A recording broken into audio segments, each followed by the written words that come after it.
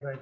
So thank you for inviting me. I think the timing of this lecture is good after the lecture of Jeff and Antoine, uh, and we have a good understanding of constraints, consistent query answering, and probabilistic databases. So this is kind of going to rely on that. I'm not going to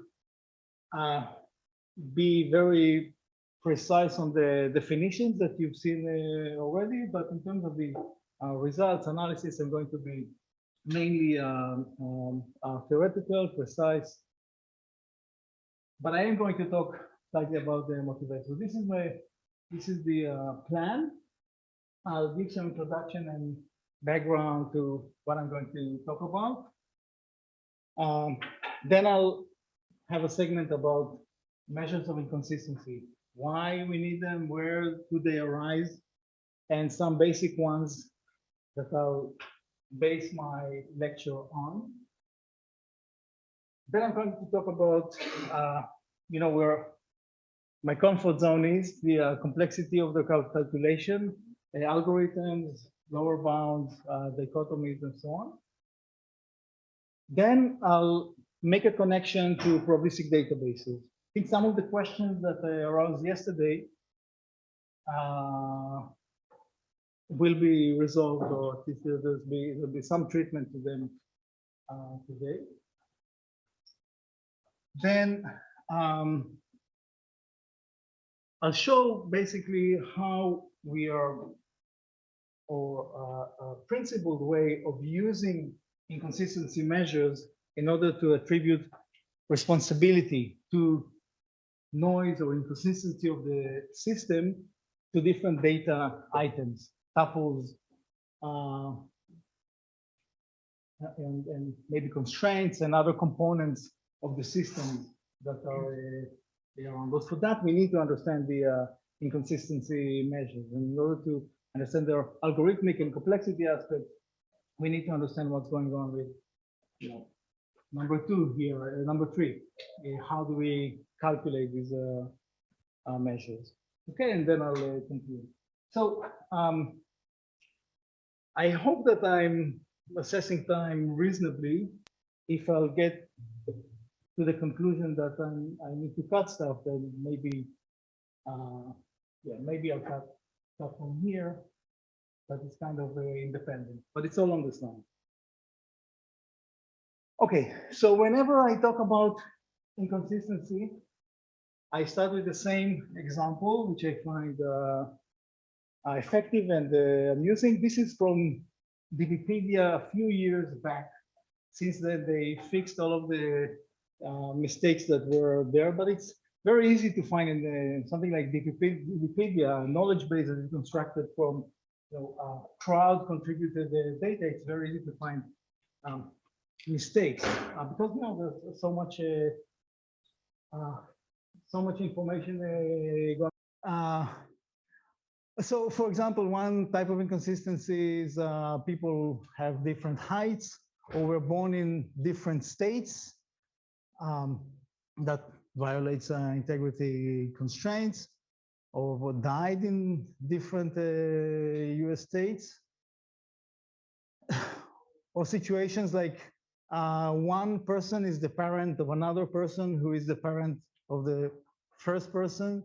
You see these and they are more or less the same age. So it's very easy to find such a mistake, right? We just write questions in Sparkle. It's the difficult job is to come up with the data, but finding mistakes after that is easy. And again, I'm sure that everything was resolved by then, but this is something that you need to have when you're dealing with data. We are used to thinking of databases as providing the service of guaranteeing that we're always consistent. If you're trying to get inconsistent data, something that violates your constraints to the database, it throws an exception and doesn't allow you to do that.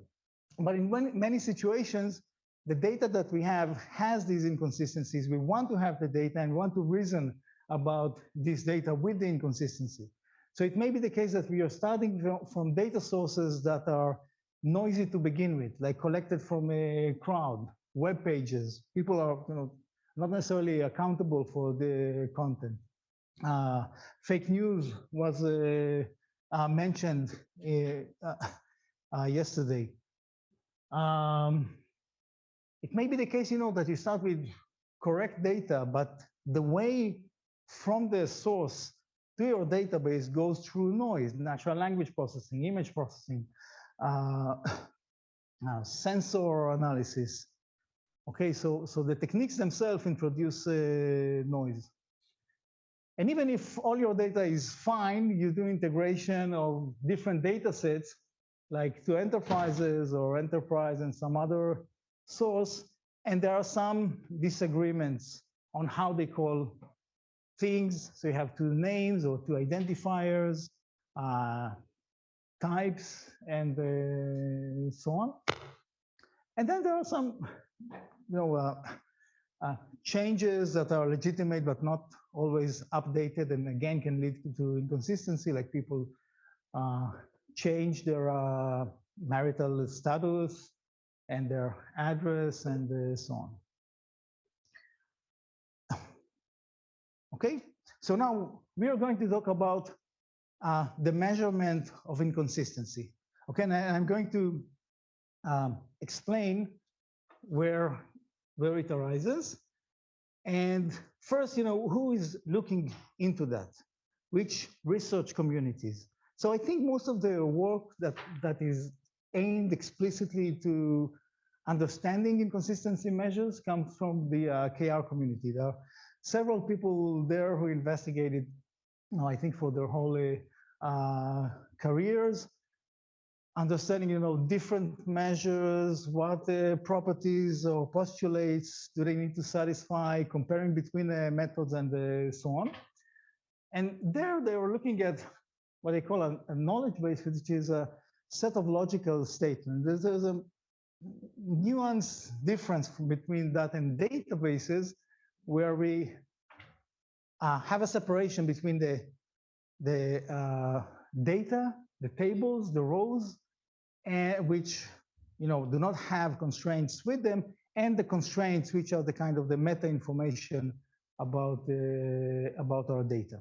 Okay, so this leads to some differences in what we want with these what we want these measurements to satisfy. Now, implicitly, it is also something that arises in artificial intelligence. When people talk about soft or weak versions of logic, where they want to use logic as a way of describing, the statistical or probabilistic belief about the world, so they use some notions of weak constraints like Markov logic networks, probabilistic software logic.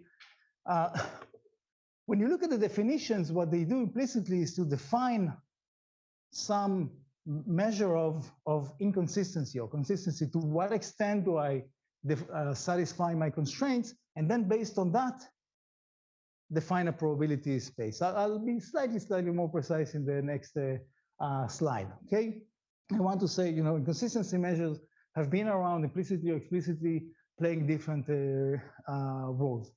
And so, in the database community, we often refer to approximate constraint. What do you do with these? For example, you mine constraints, integrity constraints, denial constraints, functional dependencies from data. But the data might be noisy, and you deliberately do it on noisy data because you want to find the integrity constraints that will help you to clean the data, to fix errors in the data. So to begin with, you're looking for constraints that almost hold. What does it mean? So whenever you look at a research paper like that or a system, there's a definition of what it means, or how do you quantify the extent to which the constraint is being satisfied, and then they're looking for constraints that are almost satisfied, where the level of inconsistency is low, okay? In Markov logic, as I said, basically you are looking at space of possible worlds, which are databases. And I'll say more about that later, but essentially, the way they define the probability of a database of a possible world in their model is some function, usually some function of the inconsistency of the database. For example, exponent over the number of violations of the constraints, okay, or satisfaction of the constraints. You can convert from one to the other. There are notions of probabilistic databases that are driven by constraints and soft constraints, and I'll be talking about some of those if I'll have the time. And again, you need to make some decisions on how to relate the constraints or the weak constraints to a probability space. And it looks in the end something like you start with an initial database. You're not happy with it. It represents basically a set of variants, set of possible worlds. So you're looking at the d primes that you can obtain from this database. And that allows you to define a probability space. What is the probability of a database d prime? So it's, you see definitions like some function of how much you needed to change d in order to get d prime, how much you needed, how many tuples you needed to delete which tuples, what values you needed to change, times the some function of how consistent, how much, to what extent does d prime satisfy your soft rules. Okay, I'll give precise examples later. Okay, I'm also going to talk about usages of the of inconsistency measures, things that we have been that I've been involved with, a project that I've been involved with, and these will arise during the lecture. So I already mentioned notions of soft constraints and or approximate weak constraints. I'm going to talk about the usage of inconsistency measures for progress indication for processes of data repairing. If you think of a system where people come and clean the data and find the inconsistencies and fix them, and you want to provide to them some progress bar, some indication of how well they're doing. In order to do that, you need to be able to measure, how, to what extent is your database inconsistent today compared to what it was yesterday. Okay, so this is another use. And I have the last segment, as I said, is going to talk about the attribution of responsibility to items of your system, specifically to tuples. I'm going to talk mostly about the responsibility of tuples to the level of inconsistency. And there again, if you want to say that one tuple has more responsibility or more critical, more important, more central to inconsistency than another, then you need, and I'll make it precise, but you need some way of telling to what extent your database is inconsistent, say with or without this item. Okay, so the formal results, the theory that I'm going to present is mainly, well, it is more general, but I will focus on projects that I've been involved with. These are my main collaborators.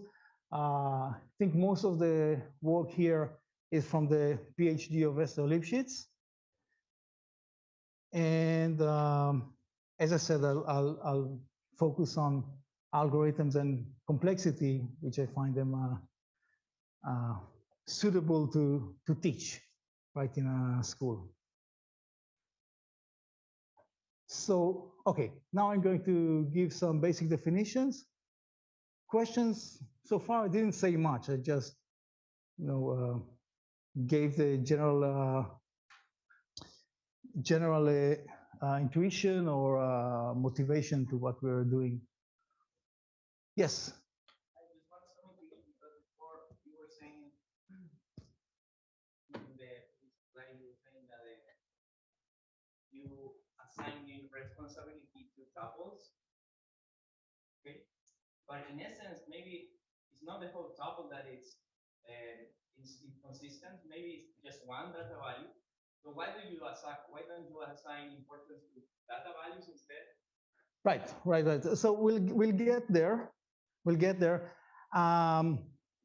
Questions like, why do you solve the problem in that setting? Why do you look at the tuples? Why don't you change values? In general, we would like to support every operation possible. We'd like to be as practical and rich as possible.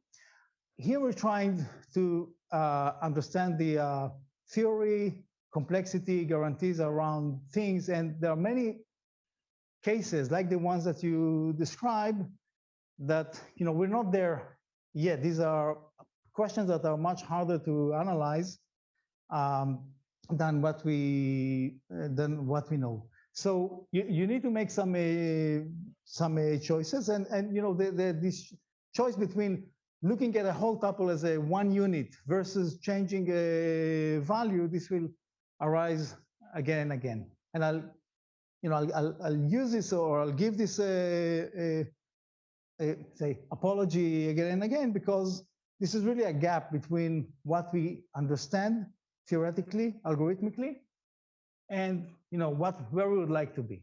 I'll also talk about open problems in the end. Yes.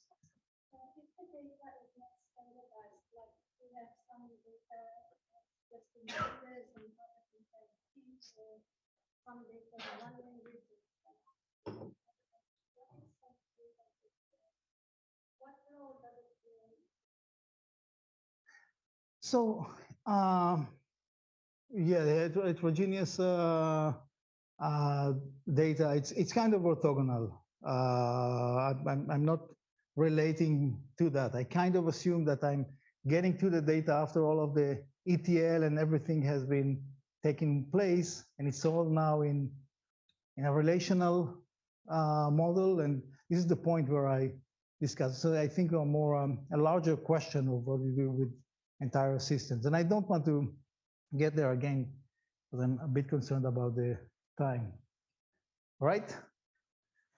Okay, so let's be slightly more precise with definitions. So you've seen this week definitions of key constraints and functional dependencies.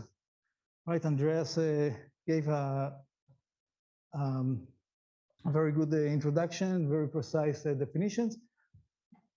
I just remind you, and these are like the main constraints that you need to know in this lecture. They have the form of X implies Y, where X is a set of attributes, Y is a set of attributes, saying that every two tuples that satisfy X should also satisfy Y. There are also enrichments of functional dependencies, like the conditional functional dependencies. Maybe Floris will talk about these tomorrow. He will. Very good. So these are things like functional dependencies, but you also give some pattern saying the functional dependency should hold only if the tuples satisfy some pattern, like the country is France. In France, zip code implies city. In other places, maybe not. I don't know if it's the case in France. I'm just inventing it.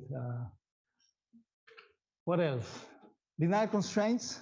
Okay. So they were also mentioned yesterday. It's not crucial for me that you understand the logical definition of a denial constraint. Just understand that these denial constraints give you basically forbidden patterns. They say, here's how a set of tuples, here's a pattern of a set of tuples that should not exist. Okay? And well, some of the results that I'll be talking about are also applicable to denial constraints, but in fact I'll be using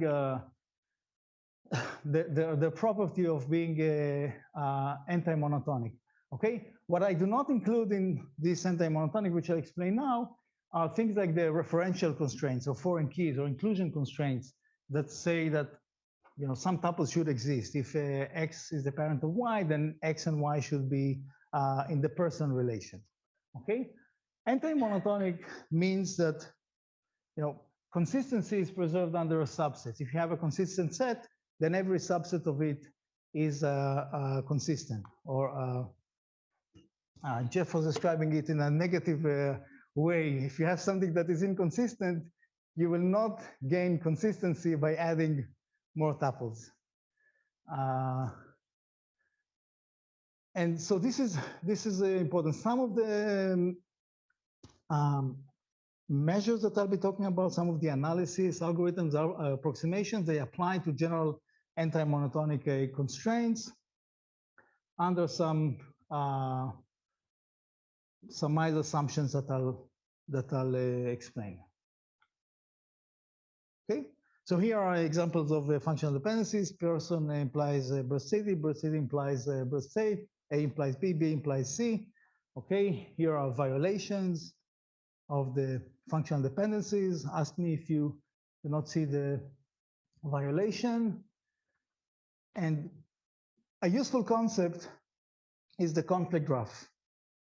A lot of the problems are essentially translated into the analysis of the conflict graph of the database with respect to the functional dependencies, where in the conflict graph, every tuple is a vertex, and you have an edge between vertices whenever they are in a conflict. Okay, so what is a consistent subset, for example? It's, what do we call it in the graph terminology? An independent set, right? A set of vertices that doesn't include an edge. Okay, so an inconsistent database, it is very straightforward. The definition: you have a database, like the models that were presented here in the previous days. You have a set of constraints, and by being inconsistent, we mean that the constraints are being violated. Jeff talked a lot about the notion of repair. Okay, a repair is a consistent variant of the database through some legitimate fix, some legitimate set of operations. And the basic types are the subset repairs, set maximal consistent subsets. I'll give an example on the next slide. Cardinality repairs, the consistent subsets that you obtain by minimum possible number of tuples. And there are other types like update repairs, where you're allowed to change values of tuples, as was mentioned previously. Symmetric difference, where you also account for the addition of new tuples, which is essentially not needed if you're working with anti-monotonic sets of constraints. Okay, and the seminal work is the Arenas, Bertossi, Komitsky that was also mentioned yesterday. Okay, so here we have our relation with the functional dependencies. And now this is a repair. Why? Because it is consistent, and we cannot bring back or add back any of these tuples that we remove, because every tuple that we'll add will be inconsistent with something, or will be in conflict with something. But it's not a cardinality repair, because it turns out that by deleting only two tuples, you're getting a repair, a consistent subset. And you need to delete at least two tuples. That you need to believe me.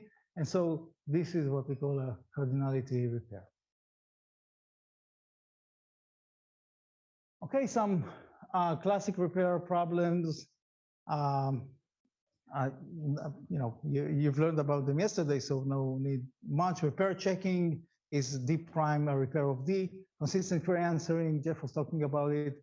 What are the answers that are not affected by inconsistency? Basically, questions of repairing, given an inconsistent database, find the best repair. if it's a cardinality repair, usually based on some notion of minimal intervention or minimum intervention. And repair counting. Okay, this is also something that was mentioned yesterday. This is also something that people in knowledge bases have been looking at, and we'll refer to these today. Okay, so now let us talk about measures of inconsistency. Yes?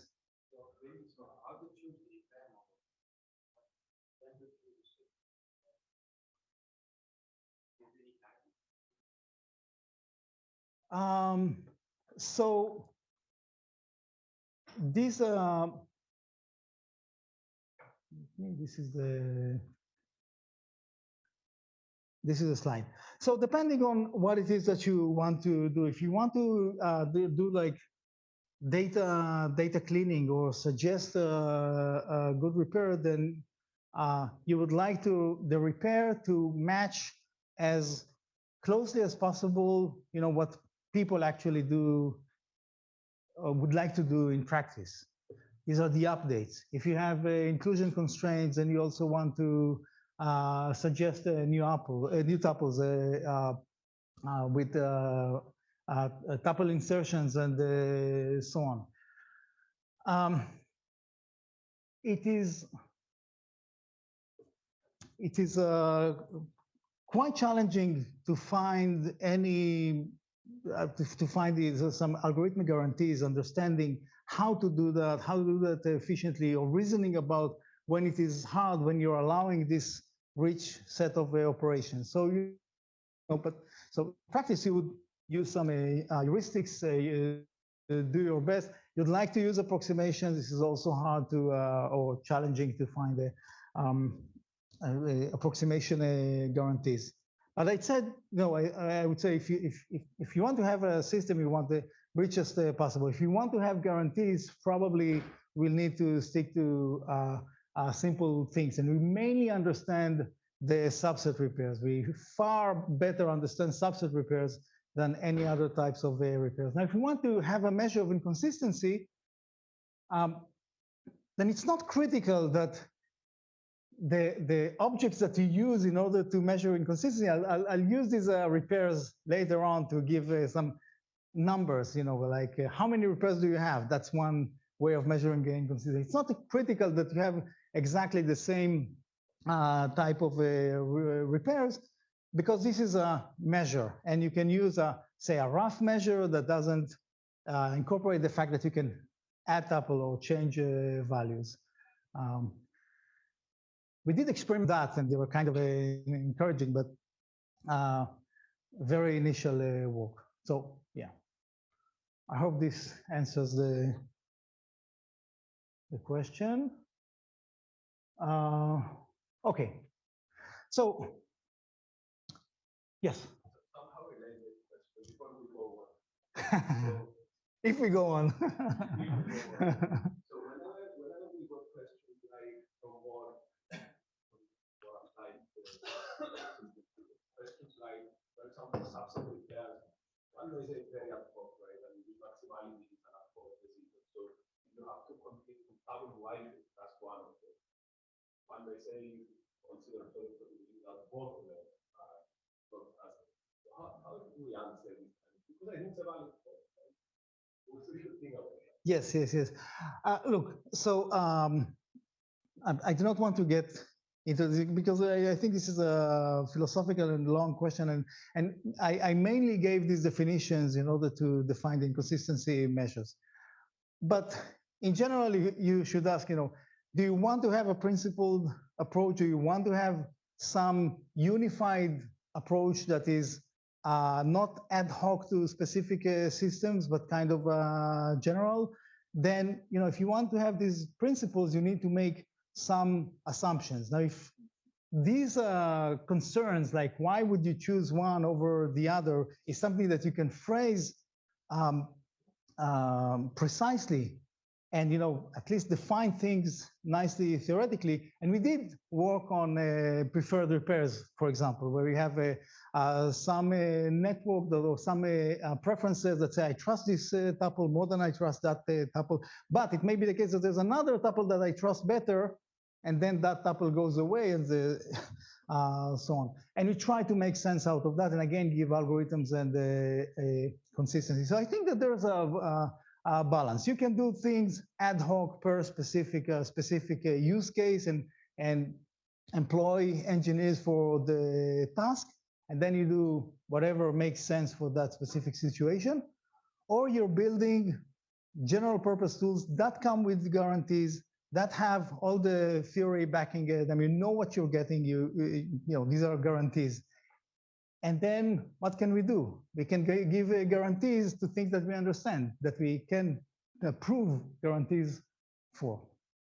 I'm sorry for this very philosophical answer, but yeah. Okay, inconsistency measure. You've read that, I guess, while I was doing the philosophy. It's just a function that you give it a database and a set of constraints, and it gives you a number. This number is non-negative. Okay, just a choice. And, well, we only require, that's also kind of a arbitrary, but we require that it is strictly positive if and only if the database violates the constraints. Okay, so if it's consistent, it gives you 0. If it's inconsistent, it gives you something that is greater than 0.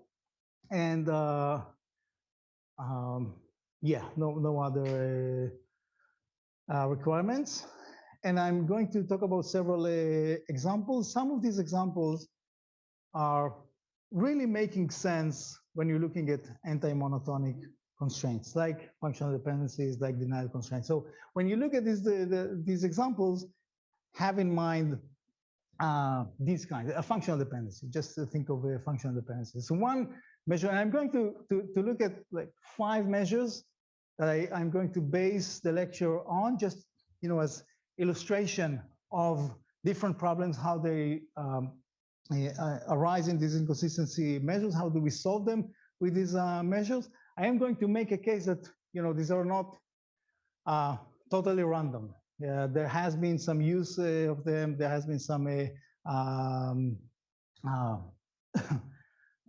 either in practice or practical research trying to understand how they behave in practical situations and so on. So the drastic one is just 1 or 0. Okay, this is a kind of the baseline that people use in the KR. Another measure, which is quite popular, is the number of violations. If you have functional dependencies, you're simply counting the edges of that conflict graph. How many pairs of tuples violate your constraints? Okay, if you have something that is more general, like denial constraints, and you're counting the set minimal inconsistent subsets. Okay,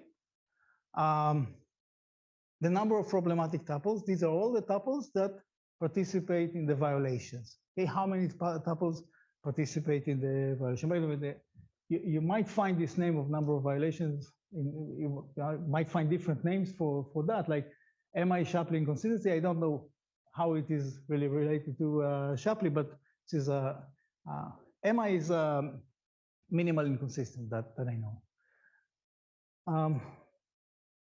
Okay, so number of problematic tuples. I'll give an example. So all of these definitions, which are simple to begin with, will be even simpler. Number of repairs. Okay, how many maximal consistent subsets do you have? Where the intuition is that the more repairs you have, the more uncertainty you have about your choice, the larger your inconsistency is. Whether it's good, whether it satisfies some goodness properties, I'll briefly talk about it later. Maybe the most important one is the repair cost. What is the minimum number of tuples that you need to delete in order to get your data consistent, in order to attain consistency? Okay, now, if you're looking at other repair models, you can ask you can look at variance where you say, what is the minimal intervention, general intervention that I need to do in order to get consistency?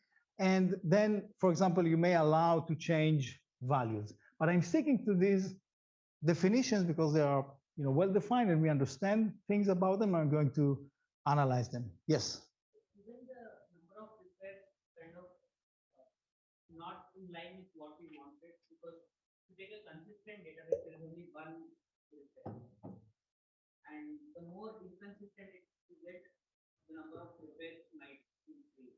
So if the value is more, means it further from that. Right. I didn't say that intuition. I greater than I means that sigma is D is far from a sigma, is further from satisfying sigma than D prime is from satisfying sigma prime. So the intuition is that if you're not satisfying, if you're far from satisfying the repairs, the constraints, then there are many repairs, many options to select from.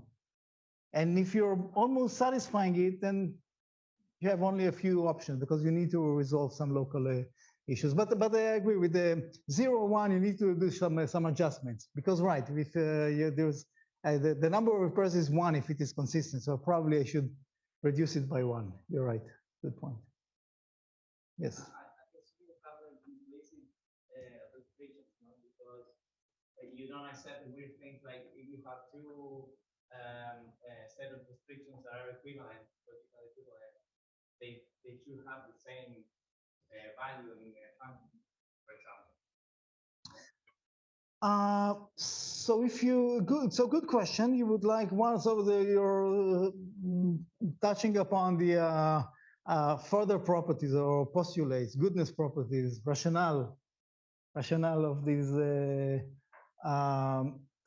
inconsistency measures. I think that the definitions here are semantic. They are not based on the syntax of the constraints. I didn't mention the syntax of the constraint. Even if you look at the violations, and I'm talking about the minimal sets that violate the constraints. So if you have two equivalent sets, this will be the same set. So, but I agree. There are situations where people like Markov logic networks that were defined. They use an inconsistency measure that really depends on the way that they represent the constraints. And yeah, that's an issue. That's an issue of discussion. But here, I think it doesn't arise in this slide. Okay, here's an example. This is a running example. This is a database. These are the violations. These are the problematic tuples because these are the ones that participate in the violations. These are the repairs, believe me, 3 of them. Okay, so drastic is 1, number of violations, just copy, 4, number of problematic, 5, 3 repairs, okay? What is the repair cost? The minimal number of tuples to delete for consistency.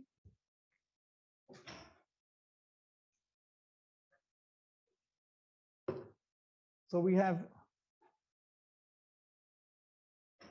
6 rows here, and like the best repair in terms of the intervention is this or this one, 4 tuples.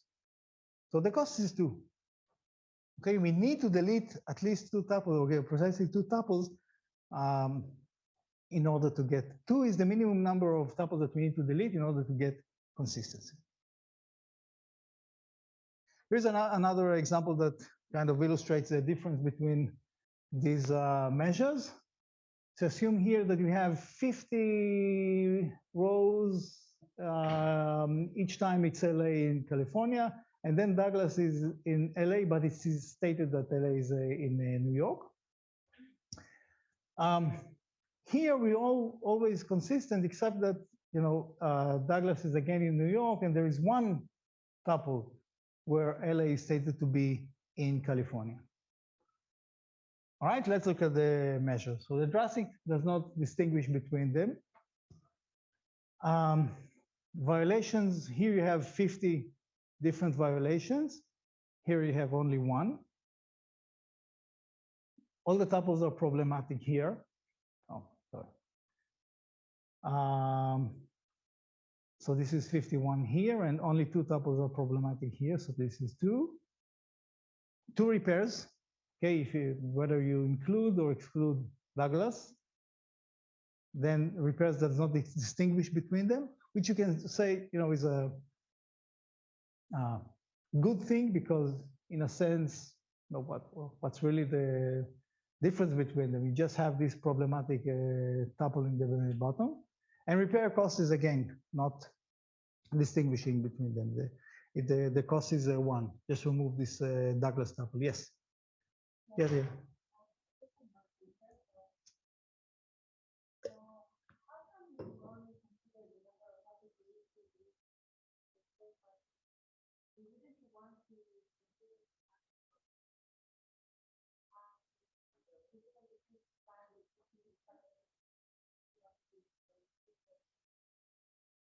So what do you mean by how difficult?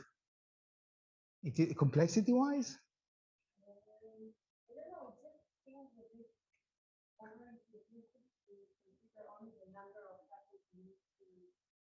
Well, again, I'm giving simplistic measures of inconsistency because you know the people are using them, because then you base algorithms on them. Okay, you see, you know, there are several people here in the audience that are doing, say, constraint mining from a very practical perspective.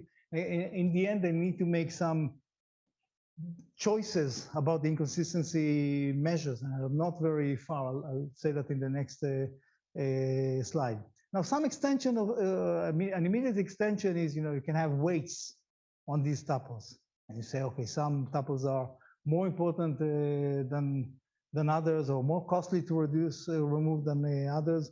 Usually, when the techniques, or everything that I will show that works for a number of tuples also work for the weighted version.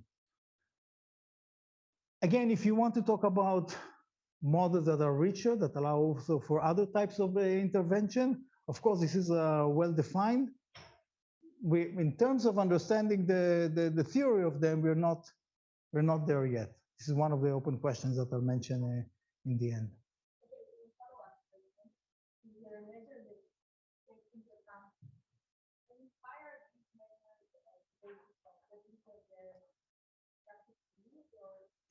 Well, let me give you the next slide. So, you know, I looked at the what people are doing in approximate constraint mining, for example, and you can see a lot of them using the number of violations. Repair cost is something that was used. I think even in some work of Flores on mining constraints, maybe he has some opinion on that, but these have been used, and not all of them have been used, but they're kind of classic in other theory that studies the inconsistency measures. So the choice is, you know, the measures that we understand and the measures that are studied in the theory of KR for inconsistency measures. But yes, there's a whole bunch of other measures that you could use and describe and analyze. Okay, these are just examples. Okay. If you look at the things like Markov logic networks that I mentioned previously, then basically they are implicitly using the distance as the number of violations. With 2 exceptions, their rules are weighted, so they are counting the violations by weighting them, and they are syntactic. If you're looking at denial constraints, for example, then the issue of being minimal, not minimal, doesn't arise. But if you look at functional dependencies, for example, then this is exactly the same thing. What do they do with this number of violations? They essentially put it in the exponent to define the probability of a world. And this is kind of a definition of an exponential probability space that allows them to do something with that, to sample and so on. There are notions of soft key constraints of Suchu et al., where they say, okay, I allow you to violate some of the keys, and I measure the extent to which you're violating the keys. When you look again at what happens in the definitions, it is similar to Markov logic networks, similar to counting the violations of the key constraints. So you see these happening in the practice. And well, there are others like that people have been using, for example, for multi-value dependencies based on conditional entropy. This is not part of the measures that I mentioned. Okay. Now, the properties of these inconsistency measures, again, is something that has been studied in depth in the KR community. These are some of the references: Grant, Hunter, Thiem, Parisi, like the major researchers on that. And I said that this is a slightly different setting because they're looking at a collection of logical statements, and they're talking about the consistency of a set of logical statements. Here it's slightly different. We have the constraints outside of the database, and the database is a set of tuples. And not all of the properties or the postulates that they were looking at are clearly needed in the database setting. We were looking at what we would like such a measure to satisfy in the context of data repairing, as I mentioned, progress indication. But yes, for lack of time, I'll just give it. I won't give the exact definition. I'll just say, roughly, intuitively, we're looking at properties of, if you're using more constraints, if your constraints are stricter, is it the case that your measure goes up? You'd like it to be the case. Does it have this property of continuity? When you look at the progress bar of, some installation process, you see that sometimes it makes huge jumps. And you say, how does it help me that this progress bar is shown if it's not consistent? If being in the beginning doesn't mean that in a second I'll be towards the end. So you would like to avoid these major jumps. People that have studied, say, progress bars for query evaluation call it acceptable pacing. And also things like continuously revised estimates, saying that the measure encourages you to go on. There's always something you can do, some operation that you can do that will reduce the inconsistency. Okay, so we've been looking at several of these properties, and we were also trying them in systems. Well, I see that we were looking at these 5 measures. We also tried them in systems that are not necessarily based on subset repairs or tuple deletions. How well do they reflect the simulations that we do? And I won't get into that, but the measures that behave well theoretically, they also behave well, behaved well for us empirically. They kind of go smoothly as we increase the level of inconsistency. And I'll skip this story. This is in the slides. You can see that later. That there's if you look at these measures, repair cost kind of stands out, but it is hard to compute. And then we essentially were led to some variant that is based on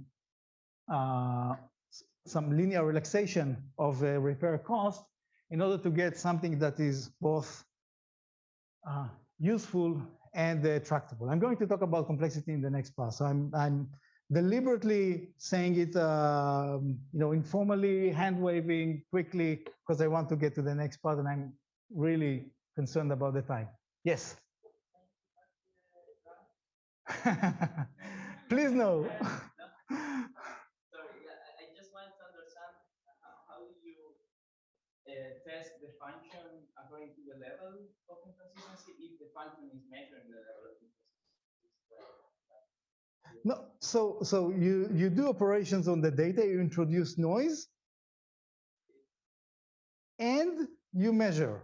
Very simple, right? There are two separate processes, and you can have tons of questions like how do you do that? How do you make sure that they are independent and so on? But the process is very simple. You have a simulation process that introduces noise, and then for each state of the database, we apply all of the measures, and we look at them and we record them. It's a very simple experiment, and we see how they change in time. Okay, and we like to see the nice curves, not these bad jumps. And there are several of them that behave well. See, this is a drastic one. It becomes one at the very beginning. Yeah, but if you don't want to answer it, yeah. I just want to know if it has to do with how the function is defined. So maybe it's unfair for some function the way you are giving this noise because it's related to how the function is defined. For example, if you add more tuples and if the function gives more inconsistency for whenever there are more tuples that are inconsistent, so of course the function will increase. Yes. Okay. But these I gave you the definitions of these functions. Again, it's a very simple experiment, and you can find different explanations of what's going on here. But the experiment here is extremely straightforward. All right. Next, I'm going to talk about the complexity of these calculations of these measures. Okay. I'm going to focus on functional dependencies. Okay, because these are what we understand. The positive results, some of them apply to general denial constraints or anti-monotonic constraints, assuming that you can materialize all of the violations. I'll say it when this is the case. And I'm going to focus on coarse grade complexity, like distinction between exponential time and polynomial time. Now, Jeff was describing it yesterday, and Antoine also, but I'll say a little more about what is the type of analysis that we are doing here. If we look at these measures, okay, I'm going to analyze these measures. Drastic is, you can easily determine whether the value is 0 or 1 by straightforward algorithm. We can phrase it in very basic SQL. Are there, say, 2 tuples that violate the consistency, or denial constraints? Are there several tuples that violate the consistency? Number of violations, just look for the pairs and you count them. Again, very simple SQL. Number of probabilistic tuples, you just get the tuples that you're finding in the violations. Also simple to compute. Number of repairs and repair cost are less obvious, and I'm going to focus on them. And okay, so these are my problems. I'm giving you so I'm fixing a schema and a set sigma of constraints. Schemas are like the attributes of the relations.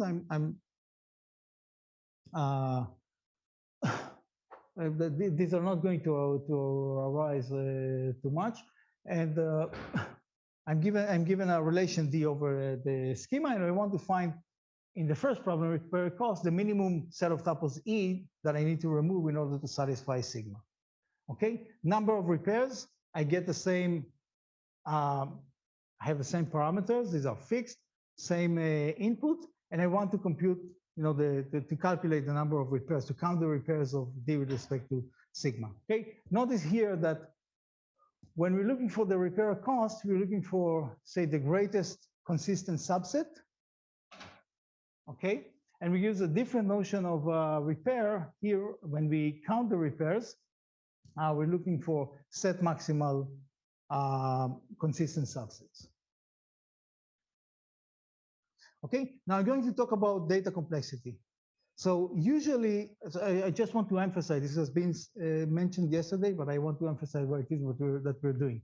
We have a database, we have a set of constraints, and both the D and a set sigma of constraints, that both the database D and sigma are over some schema. Data complexity means that we fix sigma and S. Okay, only the database D is the input. This means that basically for every combination of the schema and the constraints, we have a separate computational problem, PSE. Okay, and it may be the case that one PSE is hard and another PS prime E prime is easy, or vice versa. And what we would like to get is an understanding of which setups, which schemas and integrity constraints are tractable and which are intractable. And what we would ideally want to get is a full classification of the problems into the tractable and intractable ones. These are called dichotomy theorems or meta theorems. Okay, let's talk about this problem. The parameters that we fix are S and sigma, and we want to find the smallest E such that D minus E satisfies sigma. And again, as I said, we can also have weights or scores and so on. Okay, so the first observation is that this problem is essentially vertex cover. If you look at the conflict graph, okay, then what do we want? We want to find a minimal set of nodes that touches every edge, right? This is essentially the vertex cover problem, minimum vertex cover. And you can say, okay, vertex cover, this is an NP-hard problem. What can we do? But this is not a general graph. The conflict graph is a special graph that has more structure into it. This is a graph that you obtain from a database and a set of functional dependencies. It may have some nice structure that we want to use. And let's see some situations that we can do something about. So I'll try to explain here that if we, in the case of these functional dependencies, and I'll show you what's special about these, we can actually find this cardinality repair. We can compute the repair score. So let's look at some situations where we can do something, okay? So suppose that it happens to be that all of our functional dependencies have a common attribute on the left-hand side, okay? What it means is that basically for different facilities do not conflict with each other, because in order to have a conflict, you need to agree on the facility. This means that we can break a problem into separate facilities, solve the problem for each facility, and just combine the solution. So this is, one trick that we can use in order to make the problem easier. Now, when we look at a specific facility, we basically can say, okay, all of the facilities are the same. I do not even need to look at this facility. I can just eliminate this attribute for my set of dependency, and I'm getting something like that, where suddenly you have this strange functional dependency, empty set implies city. What does empty set implies city mean? If you're familiar with the formalities of functional dependencies, what does it mean when the left-hand side is empty? It's what? It's more than a key. I mean, it's not a key. Exactly. There is only one city. We don't know what it is, but there's only one city. Because every two tuples that agree on the empty set, and always they agree on the empty set, should also agree on the city. So if there's only one city, we can look at, we can look at each city, Paris, Madrid, separately. Again, solve the problem to the best extent for each city, and get the solution of the best city. Because again, remember, we want the largest consistent subset, and we need to choose a city. So again, we can split the problem in this way.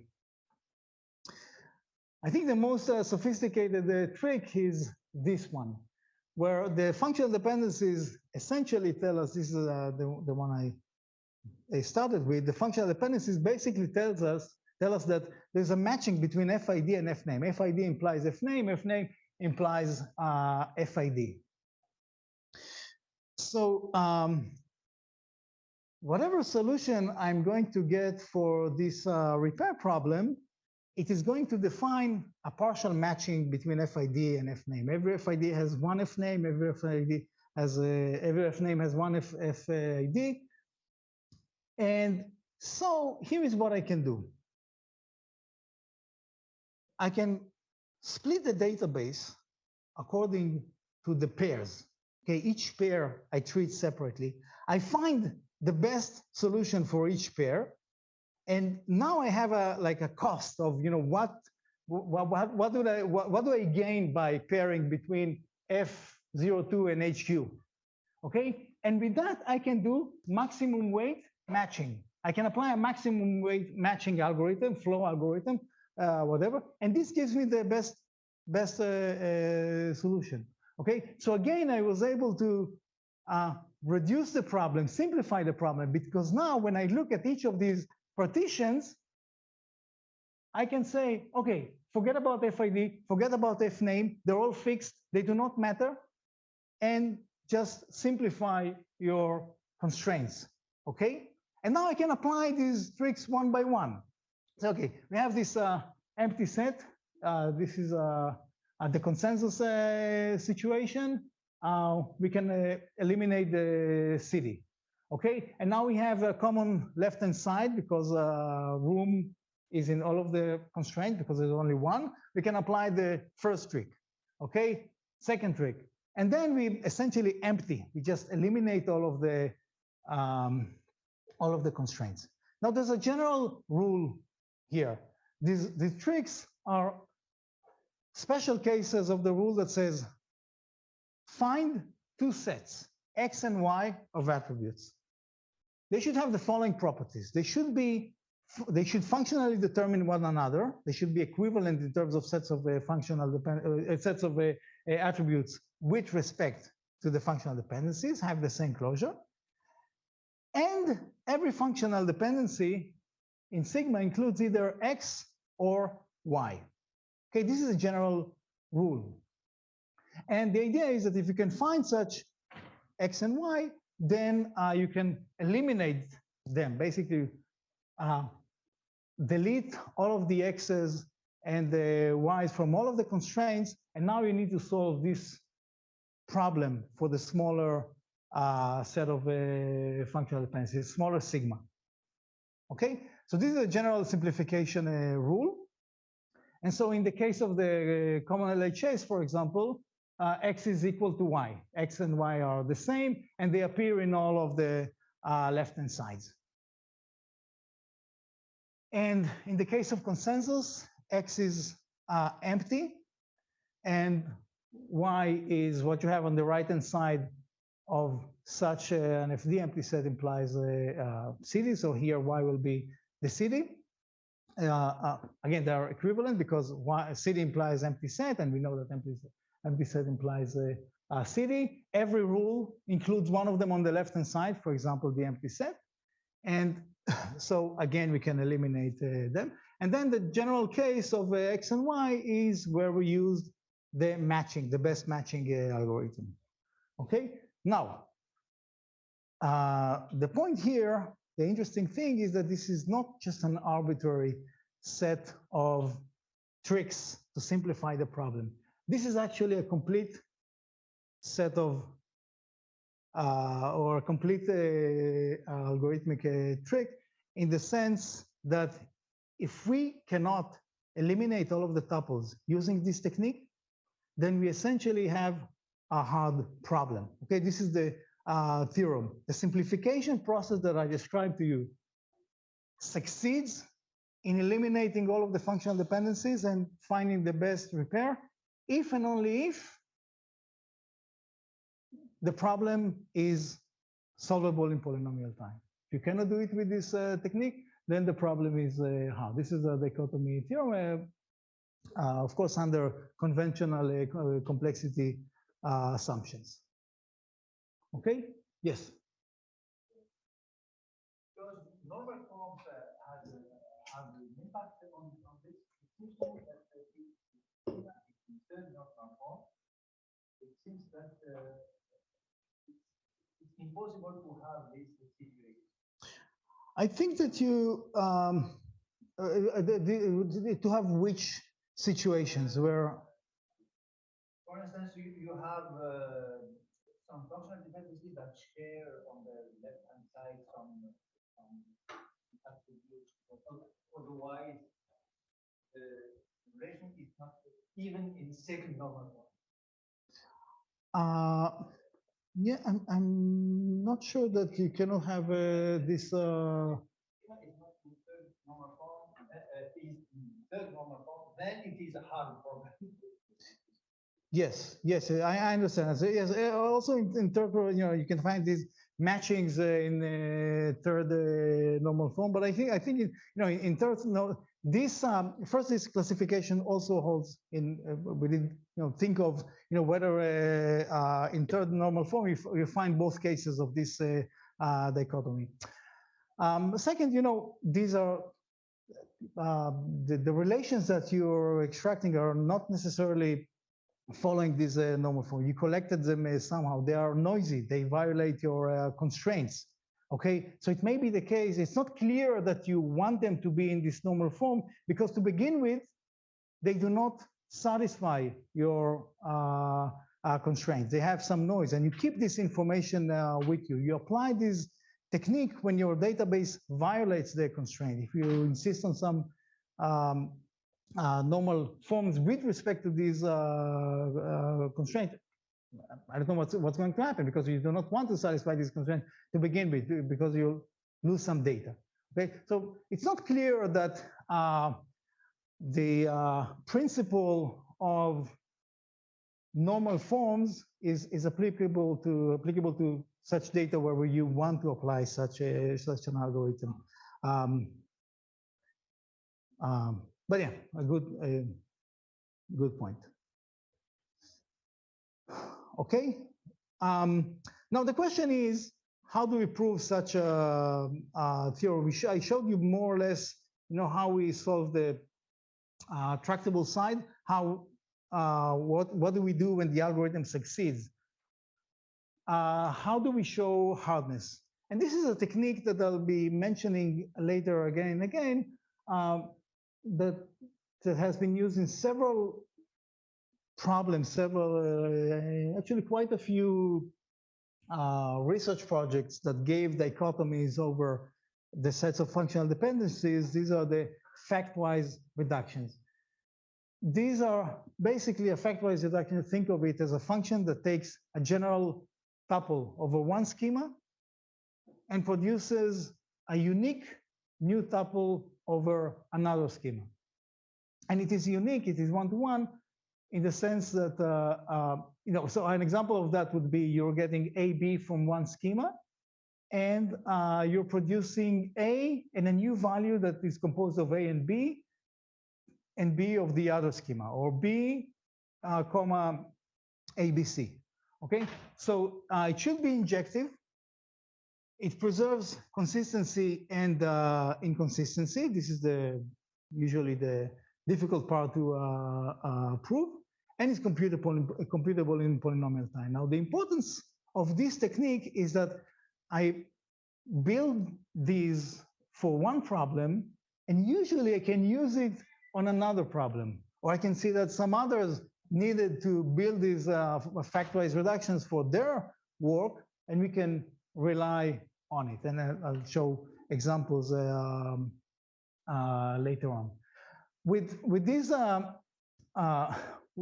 factorized reductions, basically after applying some simplifications, we looked at we said, okay, we can split the sets of functional dependencies into several classes. I do not get really into what's in the picture. What I want to say is that we're able to identify 5 classes such that it's enough to solve only like 4 specific sets of functional dependencies, just 4. And basically, we proved, using lemmas that there are factorized reductions from this to this, from this to this, from this to everyone in this class. And these classes are defined by, you find some 2 special functional dependencies, and you talk about the relationship between them. But actual hardness, we needed to show on the reductions, we need to show only on these 4 sets of functional dependencies, and these are like the reference problems that we started with. Yes? In the factorized reduction, you also want to say preserve inconsistency. This one. Yes. Three properties: injective, preserve consistency and inconsistency, and computable in full time. Preserve inconsistency measure. No, it doesn't need to do that. Just if it's consistent, if if you start with a database, you apply these transformations to the tuples. If you started with a consistent database, then you end up with a consistent database. If you started with an inconsistent one, you end up with an inconsistent one. This is all that we care about. Good point. Nothing to do with an inconsistency measure.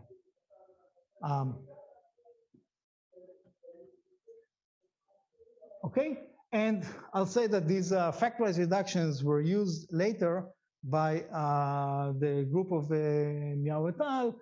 In order to get some upper bounds, lower bounds actually, for the approximability of these problems. And you always have 2 approximation, for example, because this is a vertex cover. But they were able to show that since these are vertex cover instances of some special graphs, like the functional dependencies, then you can get better upper bounds and general vertex cover. And they also developed a lot of practical techniques, heuristics, to show how to compute these. Okay, so this is a follow-up work, which again, they use these factorized reductions in a different intention, but I'll later use these factorized reductions for other problems. In the case of counting repairs, the story is more or less similar. And again, we'll have some way of splitting of classifying the sets of functional dependencies according to their complexity. I'll show you what's special with that. There are not too many cases where we can count the repairs, but this is an important concept, I think, to the next things that I'll be talking about. And okay, so let me just define it. So basically, if you're looking at a conflict graph, is count how many maximal independent sets you have in the graph. Again, this is a hard problem. And there are some situations, some cases of graphs where you know how to solve this problem. You know how to count the maximum independent sets. One example is the P4-free graphs. These are graphs where whenever you look at 4 vertices, you do not get something like this, like a path, an induced path. You might see something like a path with some crossing edge. That's fine, but no induced P4. Okay, so this is seems like an arbitrary definition, but it also has some other characterizations of how you come up with this graph. But if you have this property P4 freeness, then this is a situation where you can count the independent sets. So if you're looking at the conflict graphs, we conclude that if it happens to be that the functional dependencies have this property that every conflict graph is P4 free, then you get an algorithm. Then you can count the repairs, okay? And interestingly, this is also a necessary condition, okay? So this is another dichotomy result saying that you take any set of functional dependencies. It is computable, the number of repairs is computable in polynomial time if and only if every conflict graph is P4 free, okay? Now, there's also a syntactic characterization of this property. And this is something that, okay, I just mentioned that Karalauti and Andreas and others have extended this dichotomy to also count repairs with respect to functional dependencies and that satisfy some conjunctive query. For example, this was mentioned yesterday by Jeff. Okay, so this is the characterization. Every conflict graph is P4 free if and only if you have this property that, up to equivalence, when you look at every two functional dependencies, the left-hand side of one is contained in the left-hand side of another. Okay, so essentially you can order your functional dependencies in a way that you have this containment of left-hand sides. This is basically equivalent to saying that every P4 free, every conflict graph is P4 free.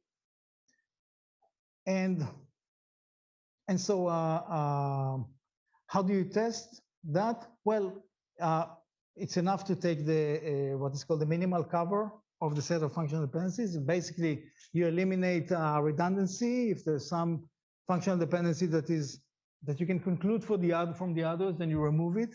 If there's some attribute on the left-hand side that is redundant, you can remove it and still get something that follows, then you remove it. These are standard minimization. For example, to gain the third normal form, you apply this minimal cover. So you take the minimal cover, and then you just simply check whether it satisfies this property. You do not need to check it up to equivalence. Okay?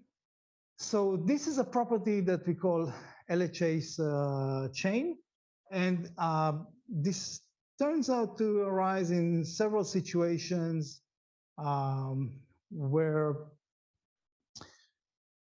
kind of give us the condition of the dichotomies in several problems that we'll also mention later. Yes. Whenever this property satisfies them, the problem of counting repairs is polynomial. Yes. But is it polynomial in the size of the database or in combined complexity?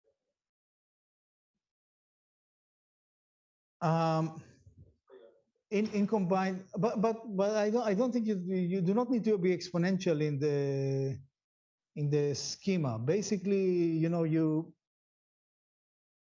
it's also, I think, in combined complexity, because what do? Just build the conflict graph. You take the graph, your database, you build the conflict graph based on the functional dependency. You don't need to do much. This is all combined, nice combined complexity, and just throw it to some algorithm that counts the maximal repair, maximal independent sets. So when it is tractable in data complexity, it is also tractable in combined complexity. And otherwise, it is intractable in data complexity. Yes, of course.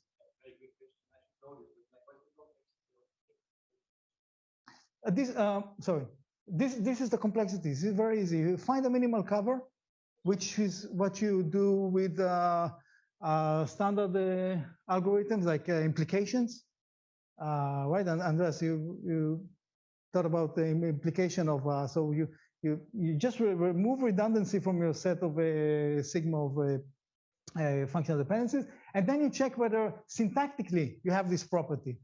Syntactically, every two functional dependencies satisfy that one is contained in the other. That's a good question. Okay, and so this is yes.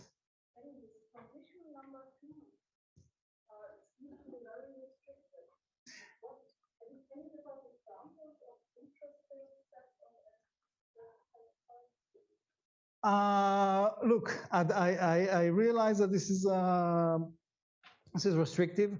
That's why it was important for us to see that this is a dichotomy. We're not missing any situation because you say this is an arbitrary technique. What can you do with maximum independent sets? Well, pick for free graphs. But is it enough? Well, it covers what we can do. You can talk about approximations, but in terms of exact computation, it's not clear. Now, you can also say, this is yet another justification not to use the number of repairs as a measure of inconsistency. That's fine, because in many cases or in useful cases, it's not tractable. But these are, you can think of these situation or these sets of functional dependencies, and faculty implies dean. If you know the faculty or the department and the professor, then you get the room of that professor. So it makes sense to have such a combination. But as soon as you're saying something like that, faculty implies dean, building implies address, and they are not related. And in fact, with the work from Edinburgh, they also show that here you cannot have approximations. And for this one, this is actually a long-standing open problem, whether we can find a constant ratio approximation. So we do not know much about approximation. Yes, Andreas.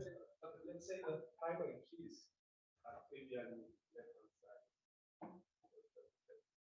So if we accept that primary keys, then you need to Primary keys, as you mean. Trivially left-hand side. Right.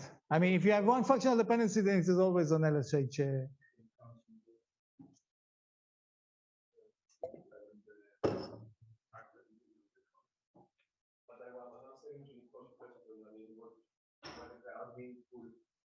Left-hand side functional dependencies. I'm saying primary keys are trivially. Yes. Right. So you can think of it as follows. If you have one functional dependency, then find to what extent can we push it in terms of algorithms. Well, this is the extent to which we can push it, and that's all. Just something about the proof that is going to arise later. So the tractability side, I gave it. This is easy. And then if you do not have an LHS chain left inside chain, then it's also easy to come up with to construct with it something that does not have sorry, that does have an induced P4. And again, in order to show hardness for infinitely many sigmas, we use the factorized reduction. This is a reduction that I'll mention also later for a totally different problem from ABBA. So the general property here is if your set of functional dependencies is not an LHS chain, then there is a factorized reduction from matching. A implies B, B implies A.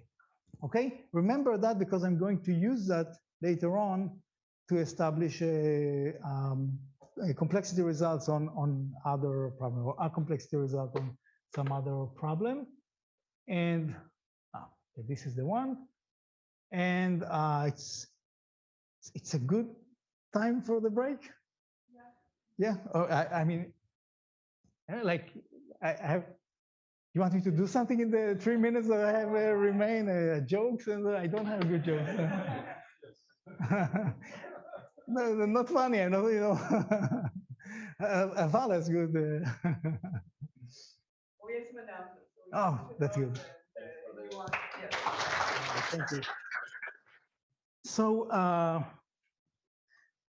So we covered the basics. Now in this part, there are two things that I want to do. I want to make some connection to probabilistic databases, more direct connections, and talk about the responsibility attribution. If it will be, if it will take too long, then I'll just cut to responsibility attribution at some point.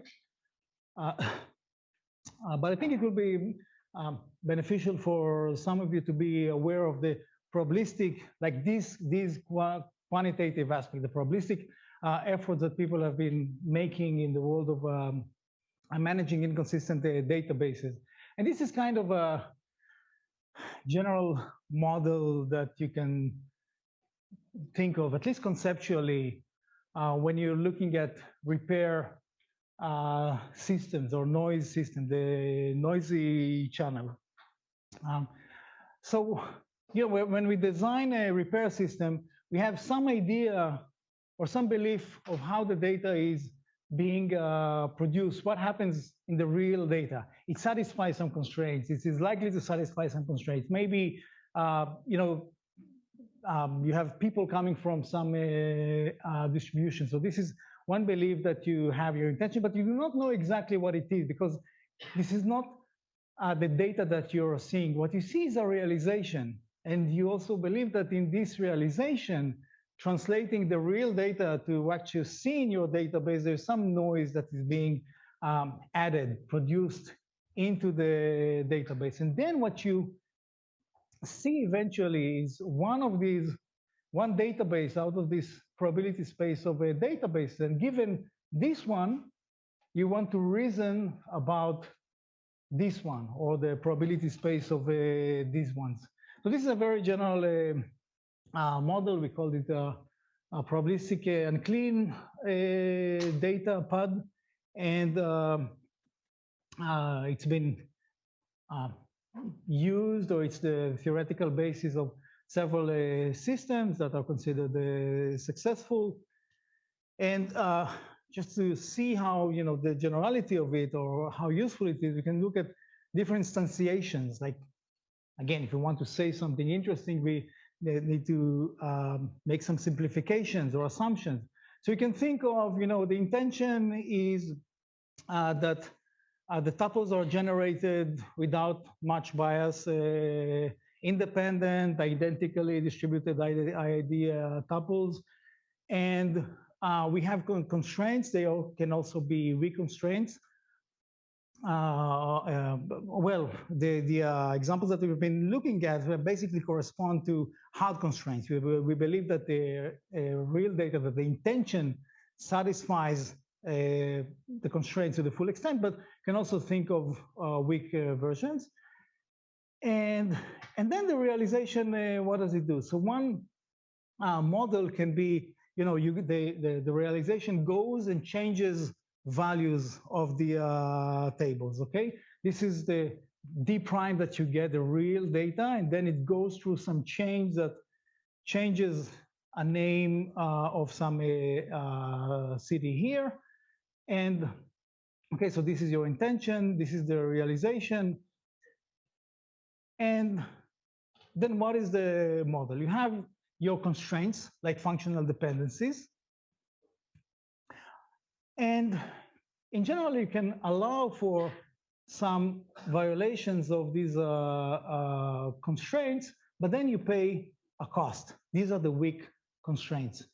And the common model of weakness or satisfaction, quantitative satisfaction, is that you have a cost for each of these constraints, and whenever you see a violation, you pay that cost.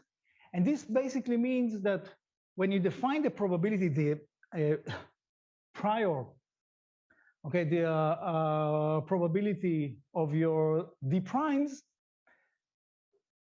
the probability is some function of, you know, the inconsistency measure basically with respect to this constraint.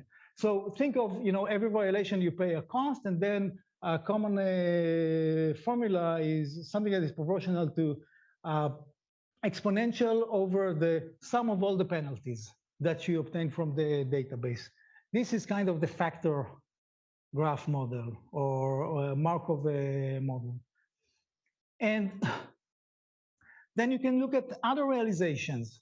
And there is a realization that produces new tuples, new random tuples. This corresponds to the subset repairs. There, we believe that what happened, in the realization process is that someone was producing wrong tuples. We don't know what they are, okay? But we believe that the database is a subset of these. And again, there is a cost that we pay for the violation of the constraints. So if you want to know, for example, what is the probability of some specific D prime, given all this set of tuples, you want to reason or give some probability definition that is based on how likely it is that these tuples are the wrong ones, that I need to remove them, times what is the cost, what is the a priori probability of this database, assuming that it has the violations that it has, assuming the distance from satisfaction, the level of inconsistency that we see. Okay, so this is very general. It doesn't translate immediately to well, it can translate to problem, but this is, I think, very general to make some clear analysis out of that. But here are some problems, some computational problems that you get from this model. One question is, probabilistic reanswering. If you have this model and you're seeing this D database and you have a query, then you can ask, what is the probability that a given answer A belongs to, my intention? Okay, so this is a way of, this is basically a probabilistic database. It's just defined in some special way that takes the constraints into account. Okay, so probabilistic reanswering, parameter, learning, we can look at example probability that I see this, that these are the weights of my constraints, and this is the parameter that I use for the generation model and so on. And another problem, which is most related to what I discussed now, is the most likely intent. Given D, find the most likely D prime. Okay, and I'll claim that it generalizes several problems that have been studied in the past. To see why it generalizes requires some convincing, so you won't get there, but I'll give some of these problems that this model, this general framework, generalizes. One model is to say, how do we go from logical worst case analysis of inconsistent databases to a more probabilistic one. Now, a simple setting where that can happen is that it is when you have key constraints. When you have a key constraint and you have several possibilities, several alternatives for the value of a key, you can say, okay, for each key, there are several options. Assume that they're independent. Each option has a probability, and we can reason about that. And this is one of the early models of probabilistic inconsistent database or probabilistic repairs that has been studied. And with that, it's easy to, well, this is basically the block independent database model, that Antoine was describing. It wasn't called this way when it was invented. Okay, but now if you want to find the, say, most probable repair, then for each key, you just take the,